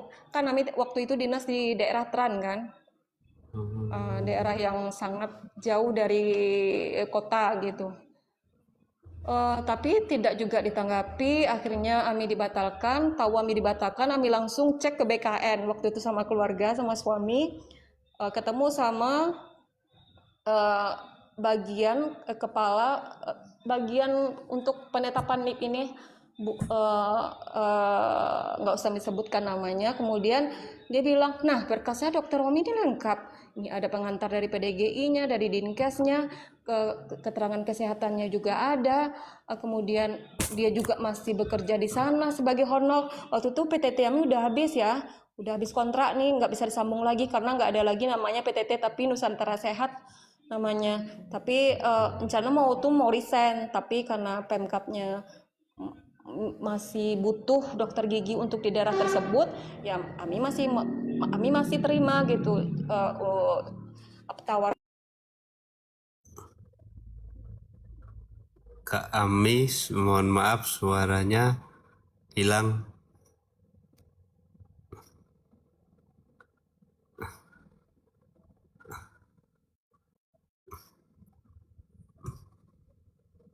kami ini sinyalnya mungkin ya, atau gimana ini?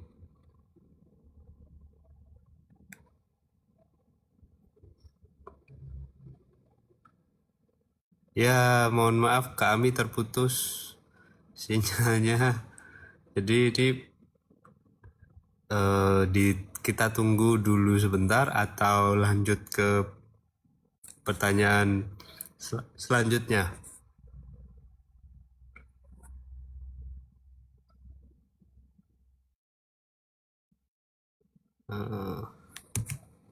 Ini aku ke-mute tuh, enggak kan? Kita lanjut aja, Mas. Kita lanjut ya. Ya, udah yuk. Ini boleh dijawab satu atau dua narasumber ya untuk setiap pertanyaan. Ini ada 3 ini totalnya. Jadi pertanyaan yang pertamanya, bagaimana sarana prasarana di tempat kerja? Apakah sudah aksesibel buat teman-teman? Dan apa tantangannya? Monggo, ada yang mau menjawab? Ada yang punya pengalaman awalnya nggak aksesibel dibikin aksesibel atau gimana?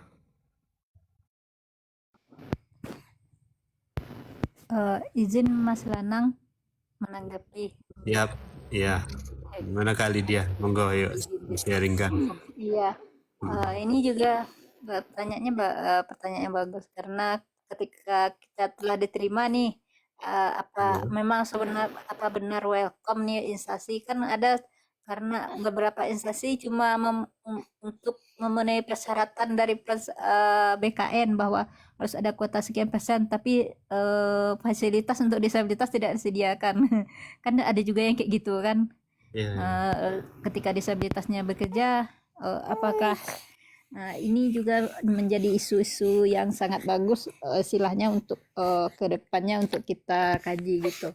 Nah, fasilitas kalau untuk Mahkamah Agung sudah, kalau untuk instansi saya ya Mas, untuk Mahkamah Agung sendiri mungkin sebagai instruksi sudah menginstruksikan untuk aksesibilitas untuk penyandang disabilitas, tapi kalau menurut pengalaman pribadi belum sepenuhnya gitu. Kalau untuk bekerja sendiri mungkin masih bisa karena mungkin udah biasa mandiri, bisa mengakseskan diri gitu. Ada beberapa fasilitas yang tidak akses, saya bikin sendiri gitu, kayak RAM yang kayak terlalu lama sudah dimintakan tetapi tidak juga yang dikasih RAM-nya cuma di depan tapi untuk ke ruangan tidak ada. Nah, ketika dari lama responnya saya bikin sendiri. Nah, persoalan-persoalan seperti ini mungkin masih banyak terjadi bagi teman-teman yang lain gitu. Akses sendiri, kemudian penerimaan pasti kayak seperti yang terjadi kayak Dokter Romi, kita di kotak-kotakkan kemampuan kita gitu. Untuk jenjang karir belum apa-apa kita, ini bisanya bagian ini nih gitu. Dan kadang disimulasi kayak gini, untuk bagian pekerjaan kita dikasih kita harus bisa, tetapi untuk misalnya untuk jenjang karir kita ingin mengajukan, ada saja hambatan, alasannya klise, asalnya aksesibilitas, kita tidak dianggap tidak bisa karena tidak akses lah. Sebenarnya kalau mereka mau membuka mata hatinya atau mau akses itu bisa aja diadakan gitu. Tapi kadang-kadang ada beberapa misalnya tempat kita bekerja yang tidak mau mengusahakan akses itu. Nah, kadang-kadang situ di hambatannya bisa untuk kita bekerja atau untuk jenjang karir kita terhambat seperti itu. Sampai tadi itu tempatnya yang sebelumnya belum aksesibel dibikin aksesibel sendiri sama Kak Lydia ya. Iya, ada beberapa yang dibikin aksesibel sendiri. Kalau sebenarnya sudah ada instruksi untuk mengaksesibel, tapi lebih ke tempat-tempat umum gitu. Ke ruangan, ke tempat disabilitasnya sendiri kadang terlupakan gitu. Kalau tidak kita bercuap-cuap meminta hak kita, kadang diabaikan gitu. Kita memang harus sering, kayaknya harus sering Vokal ya apa berarti ya. Ya, Ya, vokal kita. ya, ya.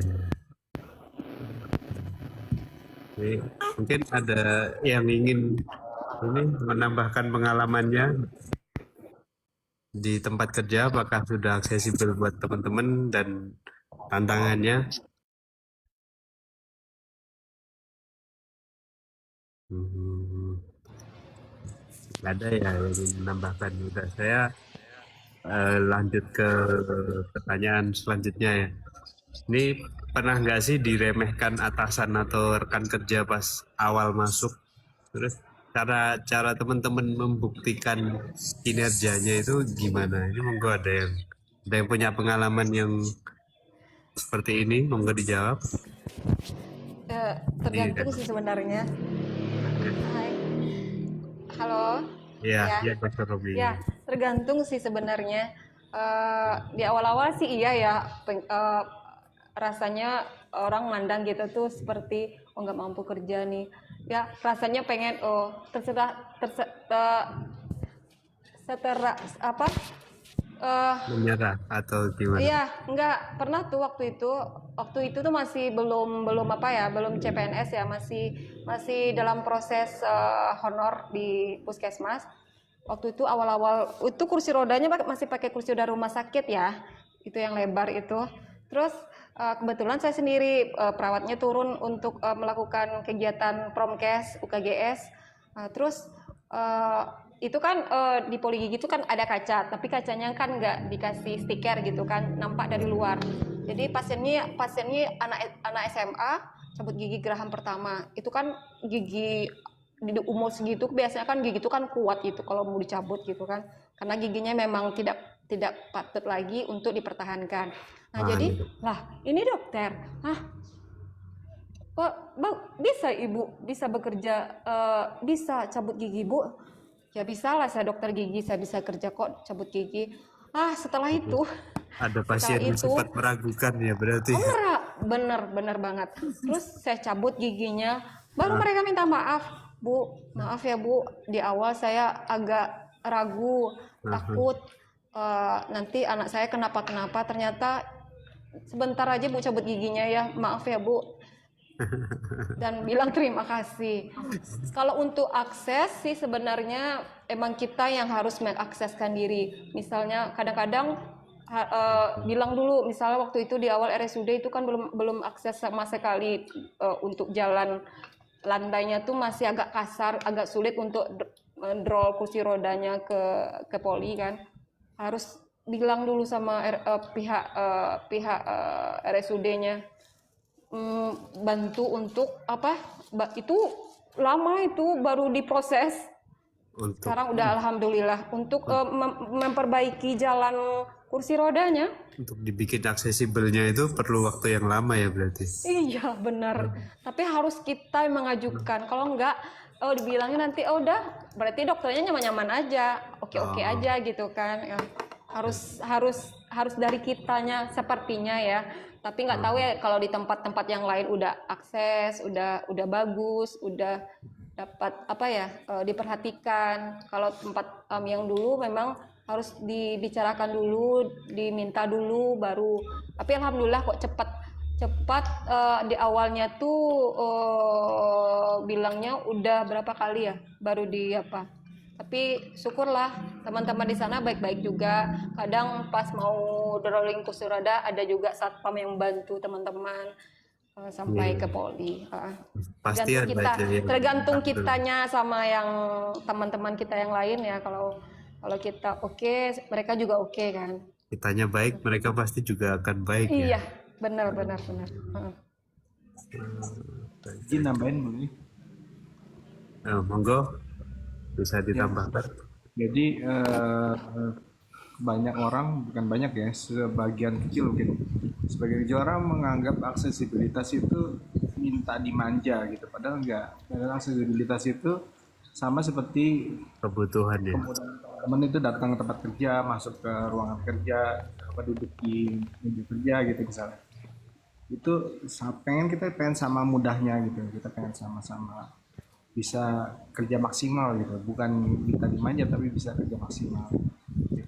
Dan menurut saya apa ya namanya? Cuman ada dua ini sih, apa namanya?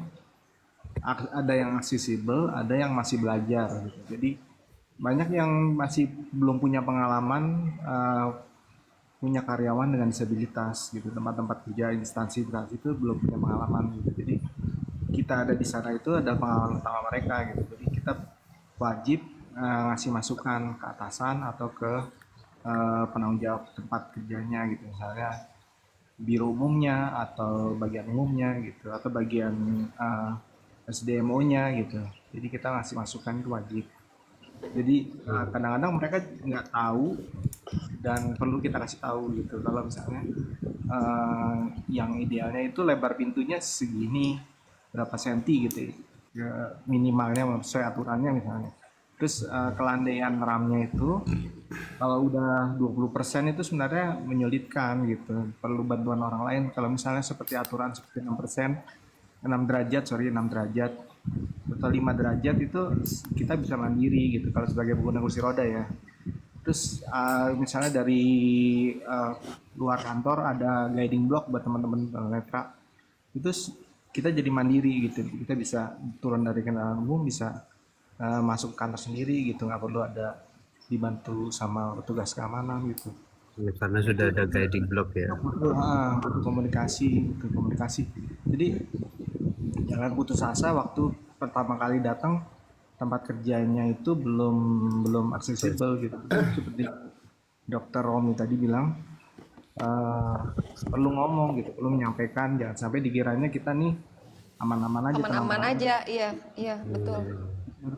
Harus bilang ke atasan, harus bilang ke lingkungan kita gitu. Dan kita emang apa namanya, kita sebenarnya nggak diremehkan, kita cuman diragukan aja, seperti tadi diragukan oleh rekan kerja, diragukan oleh pasien atau oleh orang interaksi sama kita, tapi dari hasil kerja kita seperti tadi, cara kita nanganin pasien atau cara kita bekerja, kita bisa datang tepat waktu, kerjaan beres, komunikasi lancar gitu tuh, nanti yang tadinya ragu-ragu jadi malah respect kayak tadi ceritanya dokter kamu.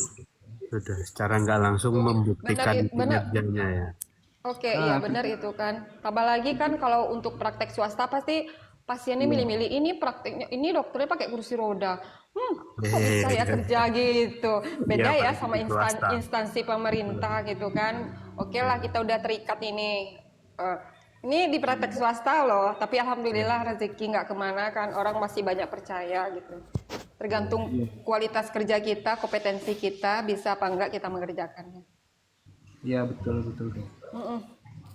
Otomatis kan membuktikan kinerjanya kita itu sebagai disabilitas bagaimana gitu. Iya. Itu aja kayaknya masalah saya. Siap. Terima kasih Mas Yoga, terima kasih Kak Dokter Ami. Ini ada bisa disepil dikit dong kesejahteraannya sebagai ASN itu, ASN disabilitas itu kesejahteraannya sama persis dengan yang umum atau gimana? Atau apa ya? Gak ada potongan kan? Atau gimana?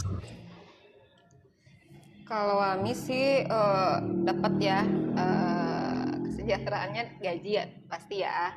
Terus tunjangan, kemudian nanti ada jasa pelayanan medis ya. Kalau kami kan pelayanan nih, nah, nanti per pasiennya dapat berapa gitu kan? Itu kan hitungnya per bulan gitu dari BPJS-nya jasa pelayanannya. Nggak tahu ya sama teman-teman yang lain gimana? Jadi kesejahteraannya sama juga ya, sama ya, monggo. Kalau untuk gaji dan sebagainya itu istilahnya baik itu disabilitas, non disabilitas atau formasi kumlot dan lain-lain itu sama sesuai dengan formasi yang dia daftar gitu loh, sesuai dengan jabatan yang dia daftar. Jadi misalnya terkait remun, gaji pokok, terus uang makan, terus uang harian dan lain-lainnya itu sama persis gitu, nggak ada pembedaannya gitu. Tapi aku pernah dengar gitu di beberapa tempat bahkan ada nih yang bisa memberikan tunjangan disabilitas, tapi tunjangan disabilitas statusnya itu berbeda dengan gaji yang dibayarkan sama gaji pokok dan remunnya tadi, kewajiban lainnya tadi. Itu diserahkan lagi ke Dinsos gitu. Tapi itu cuman di beberapa daerah juga, nggak di seluruh tempat ada yang seperti itu. Cuman alhamdulillah lah dengan jadi ASN ini eh kita bisalah meningkatkan yang namanya taraf hidup kita, standar kita yang awalnya dibilang beban gitu, ternyata enggak juga gitu. Bahkan yang ngata-ngatain mungkin dulu kita disangka kita beban dan sebagainya, bahkan kita lebih daripada mereka gitu Mas Nang. Keren ya. Jadi yang dulu pasti ada yang ini yang ngomong cuma jadi beban gitu ya, padahal Oh banyak. Udahlah kalau masalah kita SCI ini pakai kursi roda udah pastilah. Wah dia pakai kursi roda bisa apa ya gitu. Terkait di Bilang kantor madesu pun juga kan. gitu. Baru-baru Waduh. masuk pun juga shock terapi orang semua gitu. Wah ini orang pakai kursi roda ngapain di sini gitu. Nggak cuman 1-2 kali gitu. Selalu gitu lah. Kenapa kok bisa gini? Ternyata pas diadu gitu skillnya gitu, ternyata kita nggak kalah sama yang non disabilitas gitu. Jadi kalau bisa itu memang ditingkatkan lah skillnya gitu kalau buat teman-teman disabilitas semua gitu. Jadi jangan ya, dengan ada formasi disabilitas ini kan memang afirmasi positif buat kita disabilitas. Kota kita itu dipisahkan sama disabilitas lainnya. Cuman ya kita juga harus membuktikan bahwa kita mampu dan layak dan sanggup untuk di sana gitu Mas Nang. Keren, kita harus bisa membuktikan kita mampu, layak dan sanggup ya. Keren kata-kata hari ini. Kata ini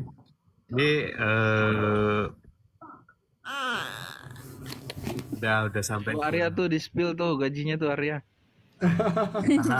Ayo Arya ke Pemda Sultan please. Kak Arya sebagai bendahara, monggo. HP-nya berapa? Waduh, Pemprov Sultan itu tolong dong. ya. THP-nya berapa Pemprov Sultan? yang dulu dibilang madesu sekarang malah duit ke saya nih. Sampai 2 digit Arya. 2 digit, ngeri. Iya, Full senyum. untuk beberapa Pemda mungkin DKI yang paling lumayan lah. Nomor 1-nya DKI, nomor 2 Surabaya. Ya Nomor berapa 3 bayarnya please? Kementerian Keuangan gitu kan. Ini Mungkin kalau sebulan sekali bisa beli motor mungkin kalau bisa gitu. sebulan sekali bisa beli motor, cluenya itu ya. Oke. Beli iPhone 17 Pro Max bisa lah ya sebulan Bisa sekali. setiap bulan, tapi nggak makan mas. Bulan sekali. Ngeri. Tapi nggak makan nggak minum. Iya, pindah ke DKI. Boleh nih. Terus kita pindah semua. Urus Iya, pindah ke DKI. Tiap bulan jajan iPhone. Bisbar kita rame-rame ke sana. Cuman politik di apa kepegawaian di DKI lumayan parah juga sih dibilangnya ya. Agak Dia ini ikut-ikutan gitu kan. Jakarta keras bosku. Keras. Kalau kita menonjol sendiri malah dihantam habis-habis. itu ada mas ini Caprio ngomong nih, makan pakai kecap doang ya mas ya. Kalau sebulan sekali beli iPhone. Mending masih bisa beli kecap. Mending masih bisa iPhone beli doang. kecap. Waduh. Kak Anang, tadi Iya. ceritanya Dokter Ami kan kepotong. Iya. Bisa Tadi- dilanjutkan. Tadi udah ada sedikit dilengkapi yang ini. Yang ceritanya ketika ini untuk sempat diragukan waktu pelayanan ini. Nah, tapi ada yang belum terjawab ini. Mungkin bisa diceritakan proses adaptasinya. Ya proses itu setelah Hah? itu kejadiannya tuh setelah SCA ini sebelum CPNS, sebelum jadi ASN ya, sebelum PNS ya, dan setelah PNS. Kalau setelah PNS itu yang pencabutan gigi itu masih tenaga honor. Setelah PTT habis kan, kontrak PTT habis, kami sempat honorer sekitar berapa bulan ya baru melakukan tes CPNS. Setelah tes CPNS itu kan kami kan tempatkan tempat yang baru. Waktu itu kan di puskesmas. Sekarang dipindahkan ke RSUD. Penempatannya dari Kemenpan ya. Awalnya kan Ami memang ambil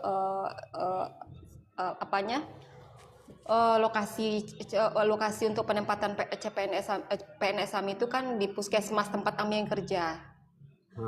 Tapi alhamdulillah dikasih yang lebih layak, yang lebih akses itu di rumah sakit. Jadi waktu itu Kemenpan udah bilang kalau Dokter Romi ini layaknya untuk di RSUD aja. Kalau di puskesmas kan ada tuh tugas-tugas untuk promkesnya harus ke lapangan. Kalau di RSUD kan kita kuratif aja, pelayanan kan, hanya untuk pengobatan aja. Kalau untuk promotif itu biasanya di puskesmas kan. Nah, jadilah pas dinas di tempat yang baru sih awal-awalnya sih susah juga awalnya adaptasi sama pasien yang susah, sama teman-teman yang di lingkup poli gigi sih oke semua, gak ada masalah ya. Cuman pasien-pasien bilang ini pasien kadang ada milih-milih dokter. Kami waktu itu di tahun 2019 ada 5 dokter gigi umum GP semua. Jadi kebetulan waktu 2018 kan kami masih melayani pasien BPJS ini. Iya. Wah, masih bisa pilih-pilih dokter kan, tapi kita kan punya bagian masing-masing. Ini udah jatahnya udah selesai nih. Kadang ada juga meragukan, ini mampu. Ternyata malah kontrol berikutnya minta sama Ami malahan gitu kan. Awalnya Kadang-kadang meragukan. orang kan melihat, iya awalnya ragu gitu kan, setelah dapat pelayanan ternyata ini berhasil, nggak sakit lagi giginya, terus kontrol berikutnya maunya sama Ami lagi gitu kan. Kadang orang mandang sebelah mata kan, ini pakai kursi roda apa layak bekerja, apa bisa dia mampu bekerja gitu kan. Terus Iya, itulah masalahnya. Itu nganggap kita itu di kursi roda tuh bisanya cuman di rumah aja, bisa nggak layak untuk kerja, nggak layak untuk keluar untuk bekerja, untuk mengembangkan kompetensi, nggak layak. Padahal teman-teman yang lain sudah bilang, ayo lanjut lagi kuliahnya. Tuh kemarin sempat nanya boy kan untuk lanjut ambil S2 kan, tapi ini mau ambil spesialis belum jadi juga. kami. Sebenarnya mau sih, tapi anak Ami masih kecil-kecil sih, agak sulit sih sebenarnya. Sebenarnya mau. Apa ini? Bedah mulut, SPKG, ortodontis atau SPKG konservasi ya? Maunya pengennya spesialis itu udah dari dulu, dari awal tamat gitu kan. Jadi kayak nantilah setelah PTT selesai, nah pas PTT hamil kedua ternyata langsung langsung lumpuh kan dari pinggang ke bawah, jadi nggak ada kepikiran itu lagi. Sekarang nggak ingin lanjutin ke spesialis? Palingan ngambil S2 lanjut ke yang itu aja. Palingan kalau spesialis kan waktunya lama kan. Terus anak-anak masih kecil-kecil kan, masih kecil, masih butuh Ami sama ayahnya kan gitu. Kalau spesialis, kalau untuk di Padang kan baru buka juga, itu beda mulut, itu dekat. Rata-rata kalau untuk spesialis gigi di luar dari Sumatera, harus ngerantau dulu gitu. Jadi banyaklah perjuangannya dari CPNS dulu. Harus pas tahu nggak diloloskan, nama Ami nggak ada penetapan di NIP, Ami nggak keluar, Ami langsung ke BKN. Di BKN pun nggak ada masalah, soalnya masalahnya berkas Ami nggak ada dibawa sama panseldanya gitu. Jatuh bangunnya ini ya panjang terus. Terus lapor ke ombudsman, dibantu sama LBH. Pertama tuh organisasi PDGI lapor ke ombudsman, kemudian dibantu sama LBH, kemudian sama organisasi PPDI, melakukan long march waktu itu acara Car Free Day di Padang. Itu ada teman-teman disabilitas kayak Boboy, teman-teman yang lain Kak Sylvia, yang semua ikut serta untuk menyuarakan hak Ami untuk dikembalikan. Kemudian Ami buat surat ke presiden, ke kementerian, ke Menkumham, ke Mensos, ke BKN, kemudian ke Kemenkes. Itu Ami bersurat pakai tulisan tangan dan bersurat waktu itu ke kemana ya kemana lah ya ke Kementerian Kesehatan, ke BKN, ke Kemensos, pemberdayaan perempuan. Itu waktu masih di Padang itu Ibu Deputinya datang ke Padang waktu itu. Ada juga dari tim pengacara dari disabilitasnya datang juga ke Padang waktu itu. Akhirnya karena kasus ini udah viral ya, masuk TV nasional, kemudian banyaklah pertolongan dari ada banyak juga tuh AMI bersurat ke Kemenpan RB juga pernah itu. Waktu itu kemanapun AMI usahakan itu hak AMI harus dapat bagaimanapun, udah bersusah payah di situ nggak dihargai. Ke gubernur Bener juga ya. gubernur iya bersurat pokoknya dari DPRD provinsi, gubernur dari titik yang apa dulu berjenjang dulu ya, sampai ke pusat. Aduh, Sampai perjuangannya melakukan iya, perjuangannya sampai luar masuk, biasa. Kayak kali dia tadi juga kayak harus ke Jakarta, luar biasa. iya harus ke Jakarta. Ya. Sampai waktu itu finalnya di KSP. Iya, Wah. Ini Wonder Woman semua di sini. Gila. Ya kalau kayak gitu ya emang harus ya. Kadang orang nggak paham dengan keadaan kita, dibilang kita nggak layak kerja, kita nggak mampu, kita nggak ada kompetensi gitu kan. Padahal kita mampu tapi dipandang sebelah mata. Tapi ada juga yang mengerti dengan keadaan kita. Tidak semuanya seperti itu. Yang penting semangat buat teman-teman yang mau tes CPNS, semangat, tetap berjuang. Mudah-mudahan tahun depan buka ya, mudah-mudahan ya. Iya, Biasanya setiap tahun buka ya. tiap tahun ya biasanya ada kesempatan untuk ini. Emang waktu itu, iya memang, ya semangat aja. Semoga teman-teman yang lain dilancarkan dan diluluskan. Amin. Amin, amin, amin. Oke. Saya ini lanjut ke pertanyaan terakhir ya, ini untuk teman-teman yang mau sharing. Ya, ini gimana sih teman-teman yang mungkin lagi down, ngerasa down, ditolak sistem, kenapa kita harus berani menuntut hak kuota 2% itu? Monggo ada yang mau menjawab? Apa yang bisa di-share ke teman-teman yang mungkin lagi merasa down atau ditolak sistem? Kenapa kita harus berani menuntut hak kuota 2% itu?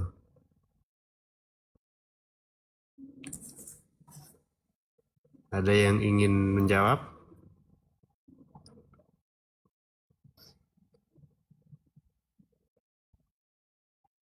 Mungkin ini pertanyaannya enggak ini ya, enggak kedengar jelas ya. Saya ulang lagi ya, apa yang bisa di-share ke teman-teman yang mungkin lagi merasa down atau ditolak sistem, kenapa kita harus berani menuntut hak kuota 2% itu? Monggo, ada yang mau? Kak Arya, monggo bisa.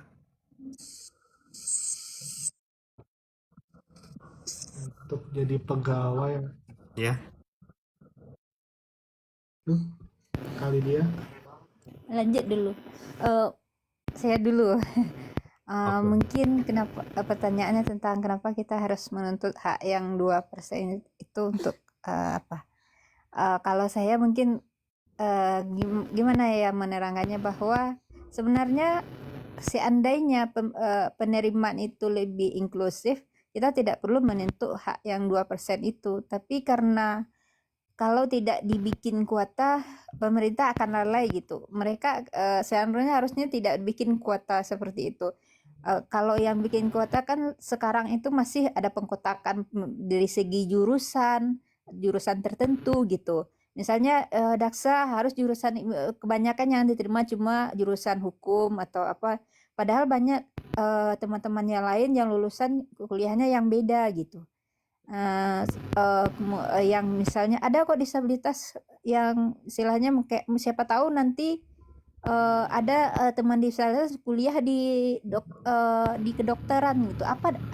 Kan sampai sekarang kita nggak lihat apakah dibuka formasi untuk kedokteran bisa di CPNS-nya itu karena dokter Romi sudah terlanjur aja, tapi apakah bisa misalnya disabilitas itu dibuka lowongan, harusnya tidak pemerintah seandainya sudah inklusif, nah tidak ada harus kuota, tapi karena mungkin masih dalam proses untuk menuju inklusif, nah kuota itu harus kita kita perjuangkan gitu.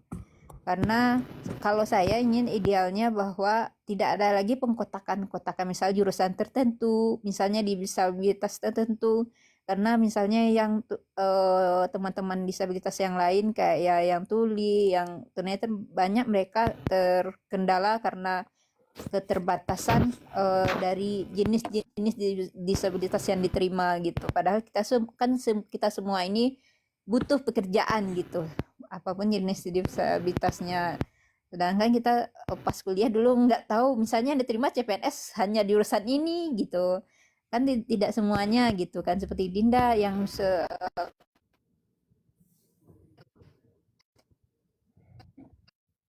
nah, inginnya yang seperti itu. Idealnya nanti mungkin kita harus dorong lagi untuk membuat kebijakan bagaimana penerimaan itu tidak lagi banyak mengkotak-kotakkan untuk apa. Biasanya umum bisa melamar asal mereka apa gitu. Tapi mungkin kelemahannya saingannya jadi banyak gitu. Tapi diberikan kesempatan untuk semua jurusan seperti itu.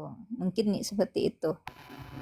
Iya, diberikan Agar tidak lagi, kalau dia mungkin itu, kalau yang 2% itu memang agar karena masih proses untuk inklusif itu masih mungkin yang diteriakannya itu kalau untuk di tahap bawah yang inklusif itu perlunya orang-orangnya yang perlu kita inklusif. Kalau udah orangnya itu udah berpikir inklusif, kebijakannya akan meruntut nantinya. Tapi kalau seandainya orang-orangnya masih bisa ya gitu kan, masih banyak teman-teman yang ketika keren. saya juga pun mengalami, bahkan pegawainya sendiri untuk jabatan yang menurut saya sudah tinggi, sudah pola pikirnya sudah menurut saya sudah terbuka, masih bertanya kepada saya kenapa saya bisa diterima di instansi, padahal dia sendiri bekerja di situ, padahal dia atasan saya mungkin, tapi dia bukan bagian dari tim rekrutmen, jadi dia nggak tahu untuk kelas dia yang sudah atasannya sudah tinggi. Menurut Ditanya balik aja Kak, jadi kamu nanya gitu. Kalau atasannya bertanya-tanya itu tapi dia sudah tuh nggak enak, nanti kita disini ngelawan. tanya balik, kamu nanya Sampai dia iya entahlah tuh, kadang masyarakatnya lebih apa orang bisa ya sampai dia tanya berkali-kali. Jadi mau ada Kok yang bisa gitu, dia pertanyaannya yang nggak enaknya itu kok bisa gitu, ya Allah. kok bisa. Mau dijawab kita akan banet pikiran apa. Bisa balik ke kamu nanya, kamu bertanya-tanya.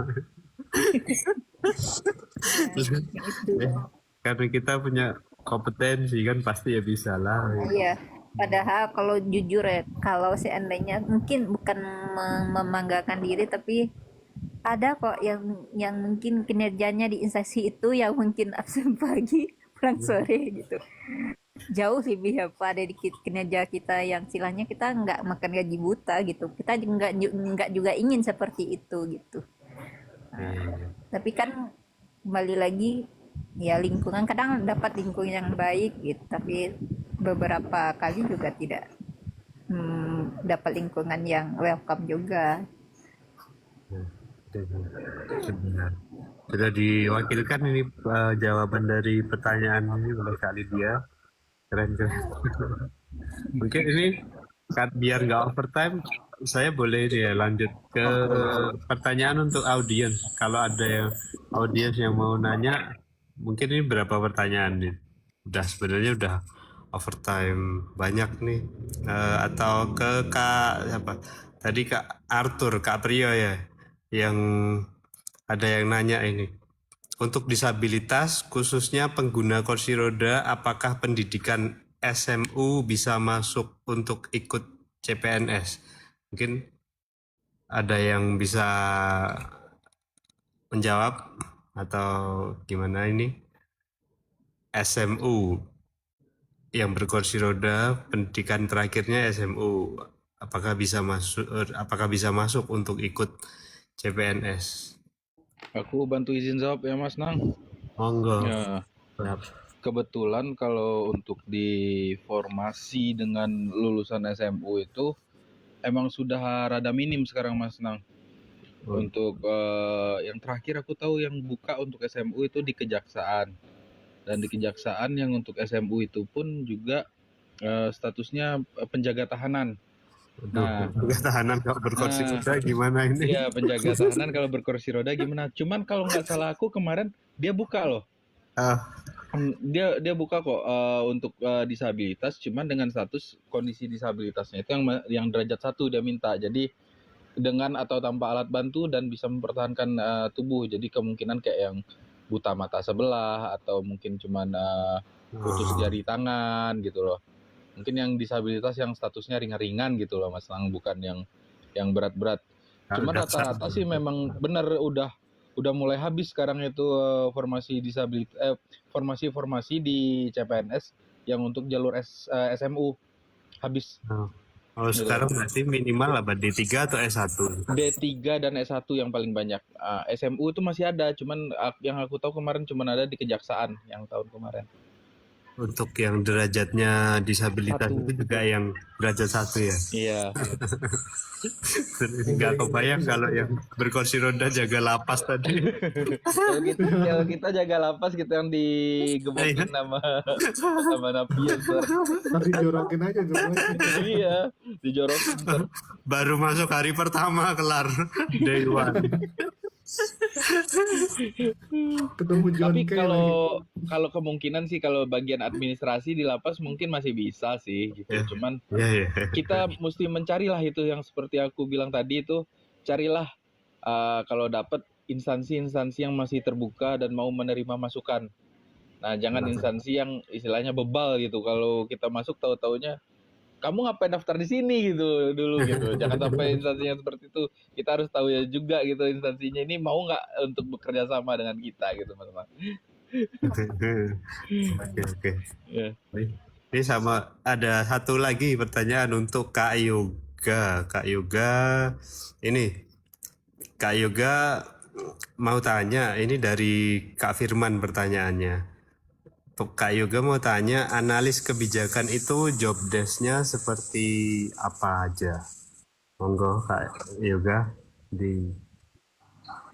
Kalau prakteknya sih kita ngerjain ini ya, tugas dari pimpinan ya. Kalau dari tusi yang yang dipelajari di textbooknya sih kita bikin macam-macam analisis gitu. Kita menganalisa kebijakan yang sudah dikeluarkan gitu di sini.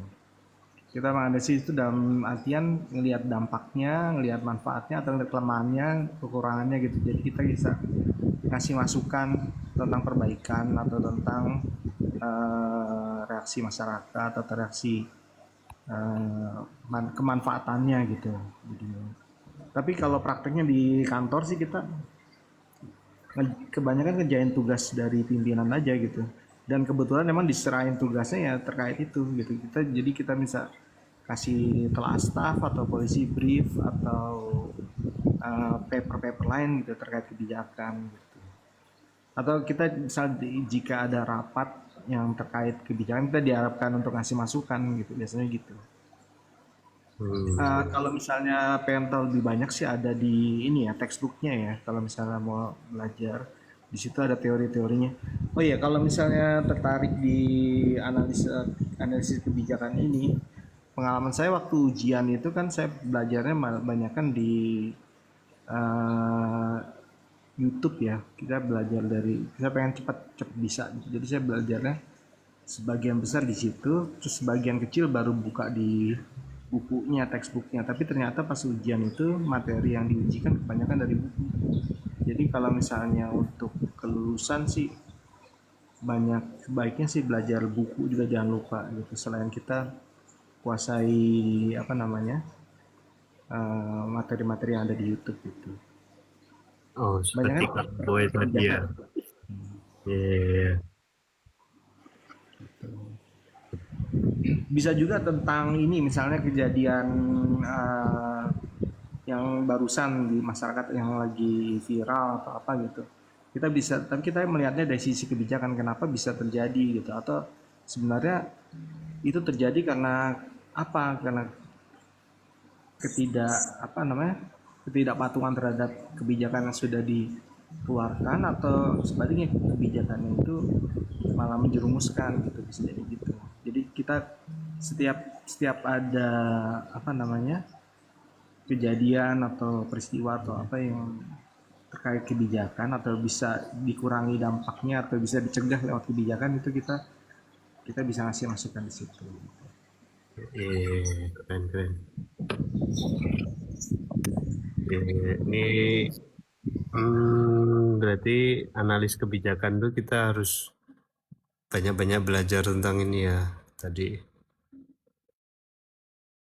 Iya sih, di textbooknya sih ini ya, saya juga baru belajarnya pas cari-cari informasi-informasi yang terbuka gitu. Jadi kayaknya saya bisa di posisi ini, terus saya pilih-pilih, kayaknya saya lebih nyaman atau saya lebih terbiasa di bidang ini gitu. Akhirnya saya pilih analisis kebijakan. Oke. Keren. Ini dari Kak Firman sudah dijawab. Terima kasih. Rencana ke depan ingin daftar analis kebijakan juga. Terima kasih ini Kak Yoga. Bisa dibilang Tipsnya. passing grade-nya agak tinggi ya, maksudnya saya juga setelah ujian saya keliengan karena soalnya sulit. Jadi kalau emang mau di analisis kebijakan harus serius belajarnya. Pesan saya sih gitu aja. S2 aja setelah belajar keliengan ya. Apalagi wah, aduh. Thank you. Terus ini ada pertanyaan satu lagi, kita bacakan atau kita sudahi saja karena sudah jam 21.03. Ini ada yang UC ini mau tanya terkait Latsar. Ini mau dijawab sekalian atau kita ini sudah dapat komando penutup. Ini Kak UC mohon maaf ya, pertanyaannya jadi tidak bisa dilanjutkan. Bisa japri ke narasumbernya mungkin. Jadi ini saya langsung kembalikan ke Kak Dinda ya. Monggo Kak Dinda.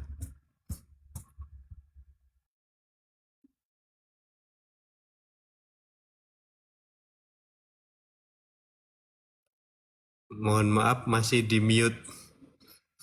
Karena waktunya udah lebih, jadi kita bentar. Kita tutup aja acaranya karena udah lebih. Nanti kalau misalnya masih ada pertanyaan bisa langsung japri ke masing-masing akun para narasumber, dan juga Kak Arya tadi izin live lebih dulu. Jadi terima kasih untuk para narasumber malam hari ini. Materi hari ini keren, inspiratif, juga berbobot semua ya materinya. Terima kasih untuk Kak Boy, Kak Yoga, Kak Lydia, sama Dokter Ami. Nanti kalau ada pertanyaan bisa langsung japri. Terus buat teman-teman yang ragu pengen daftar, daftar aja nggak apa-apa, karena kita udah dikasih jatah untuk di ASN, untuk menjadi ASN ya. Jadi kita manfaatkan kuota itu. Oke, gitu aja untuk live kita hari ini. Semoga kita ketemu di live berikutnya. See you next time. Bye-bye. Terima kasih. Terima kasih semuanya. Terima kasih semuanya.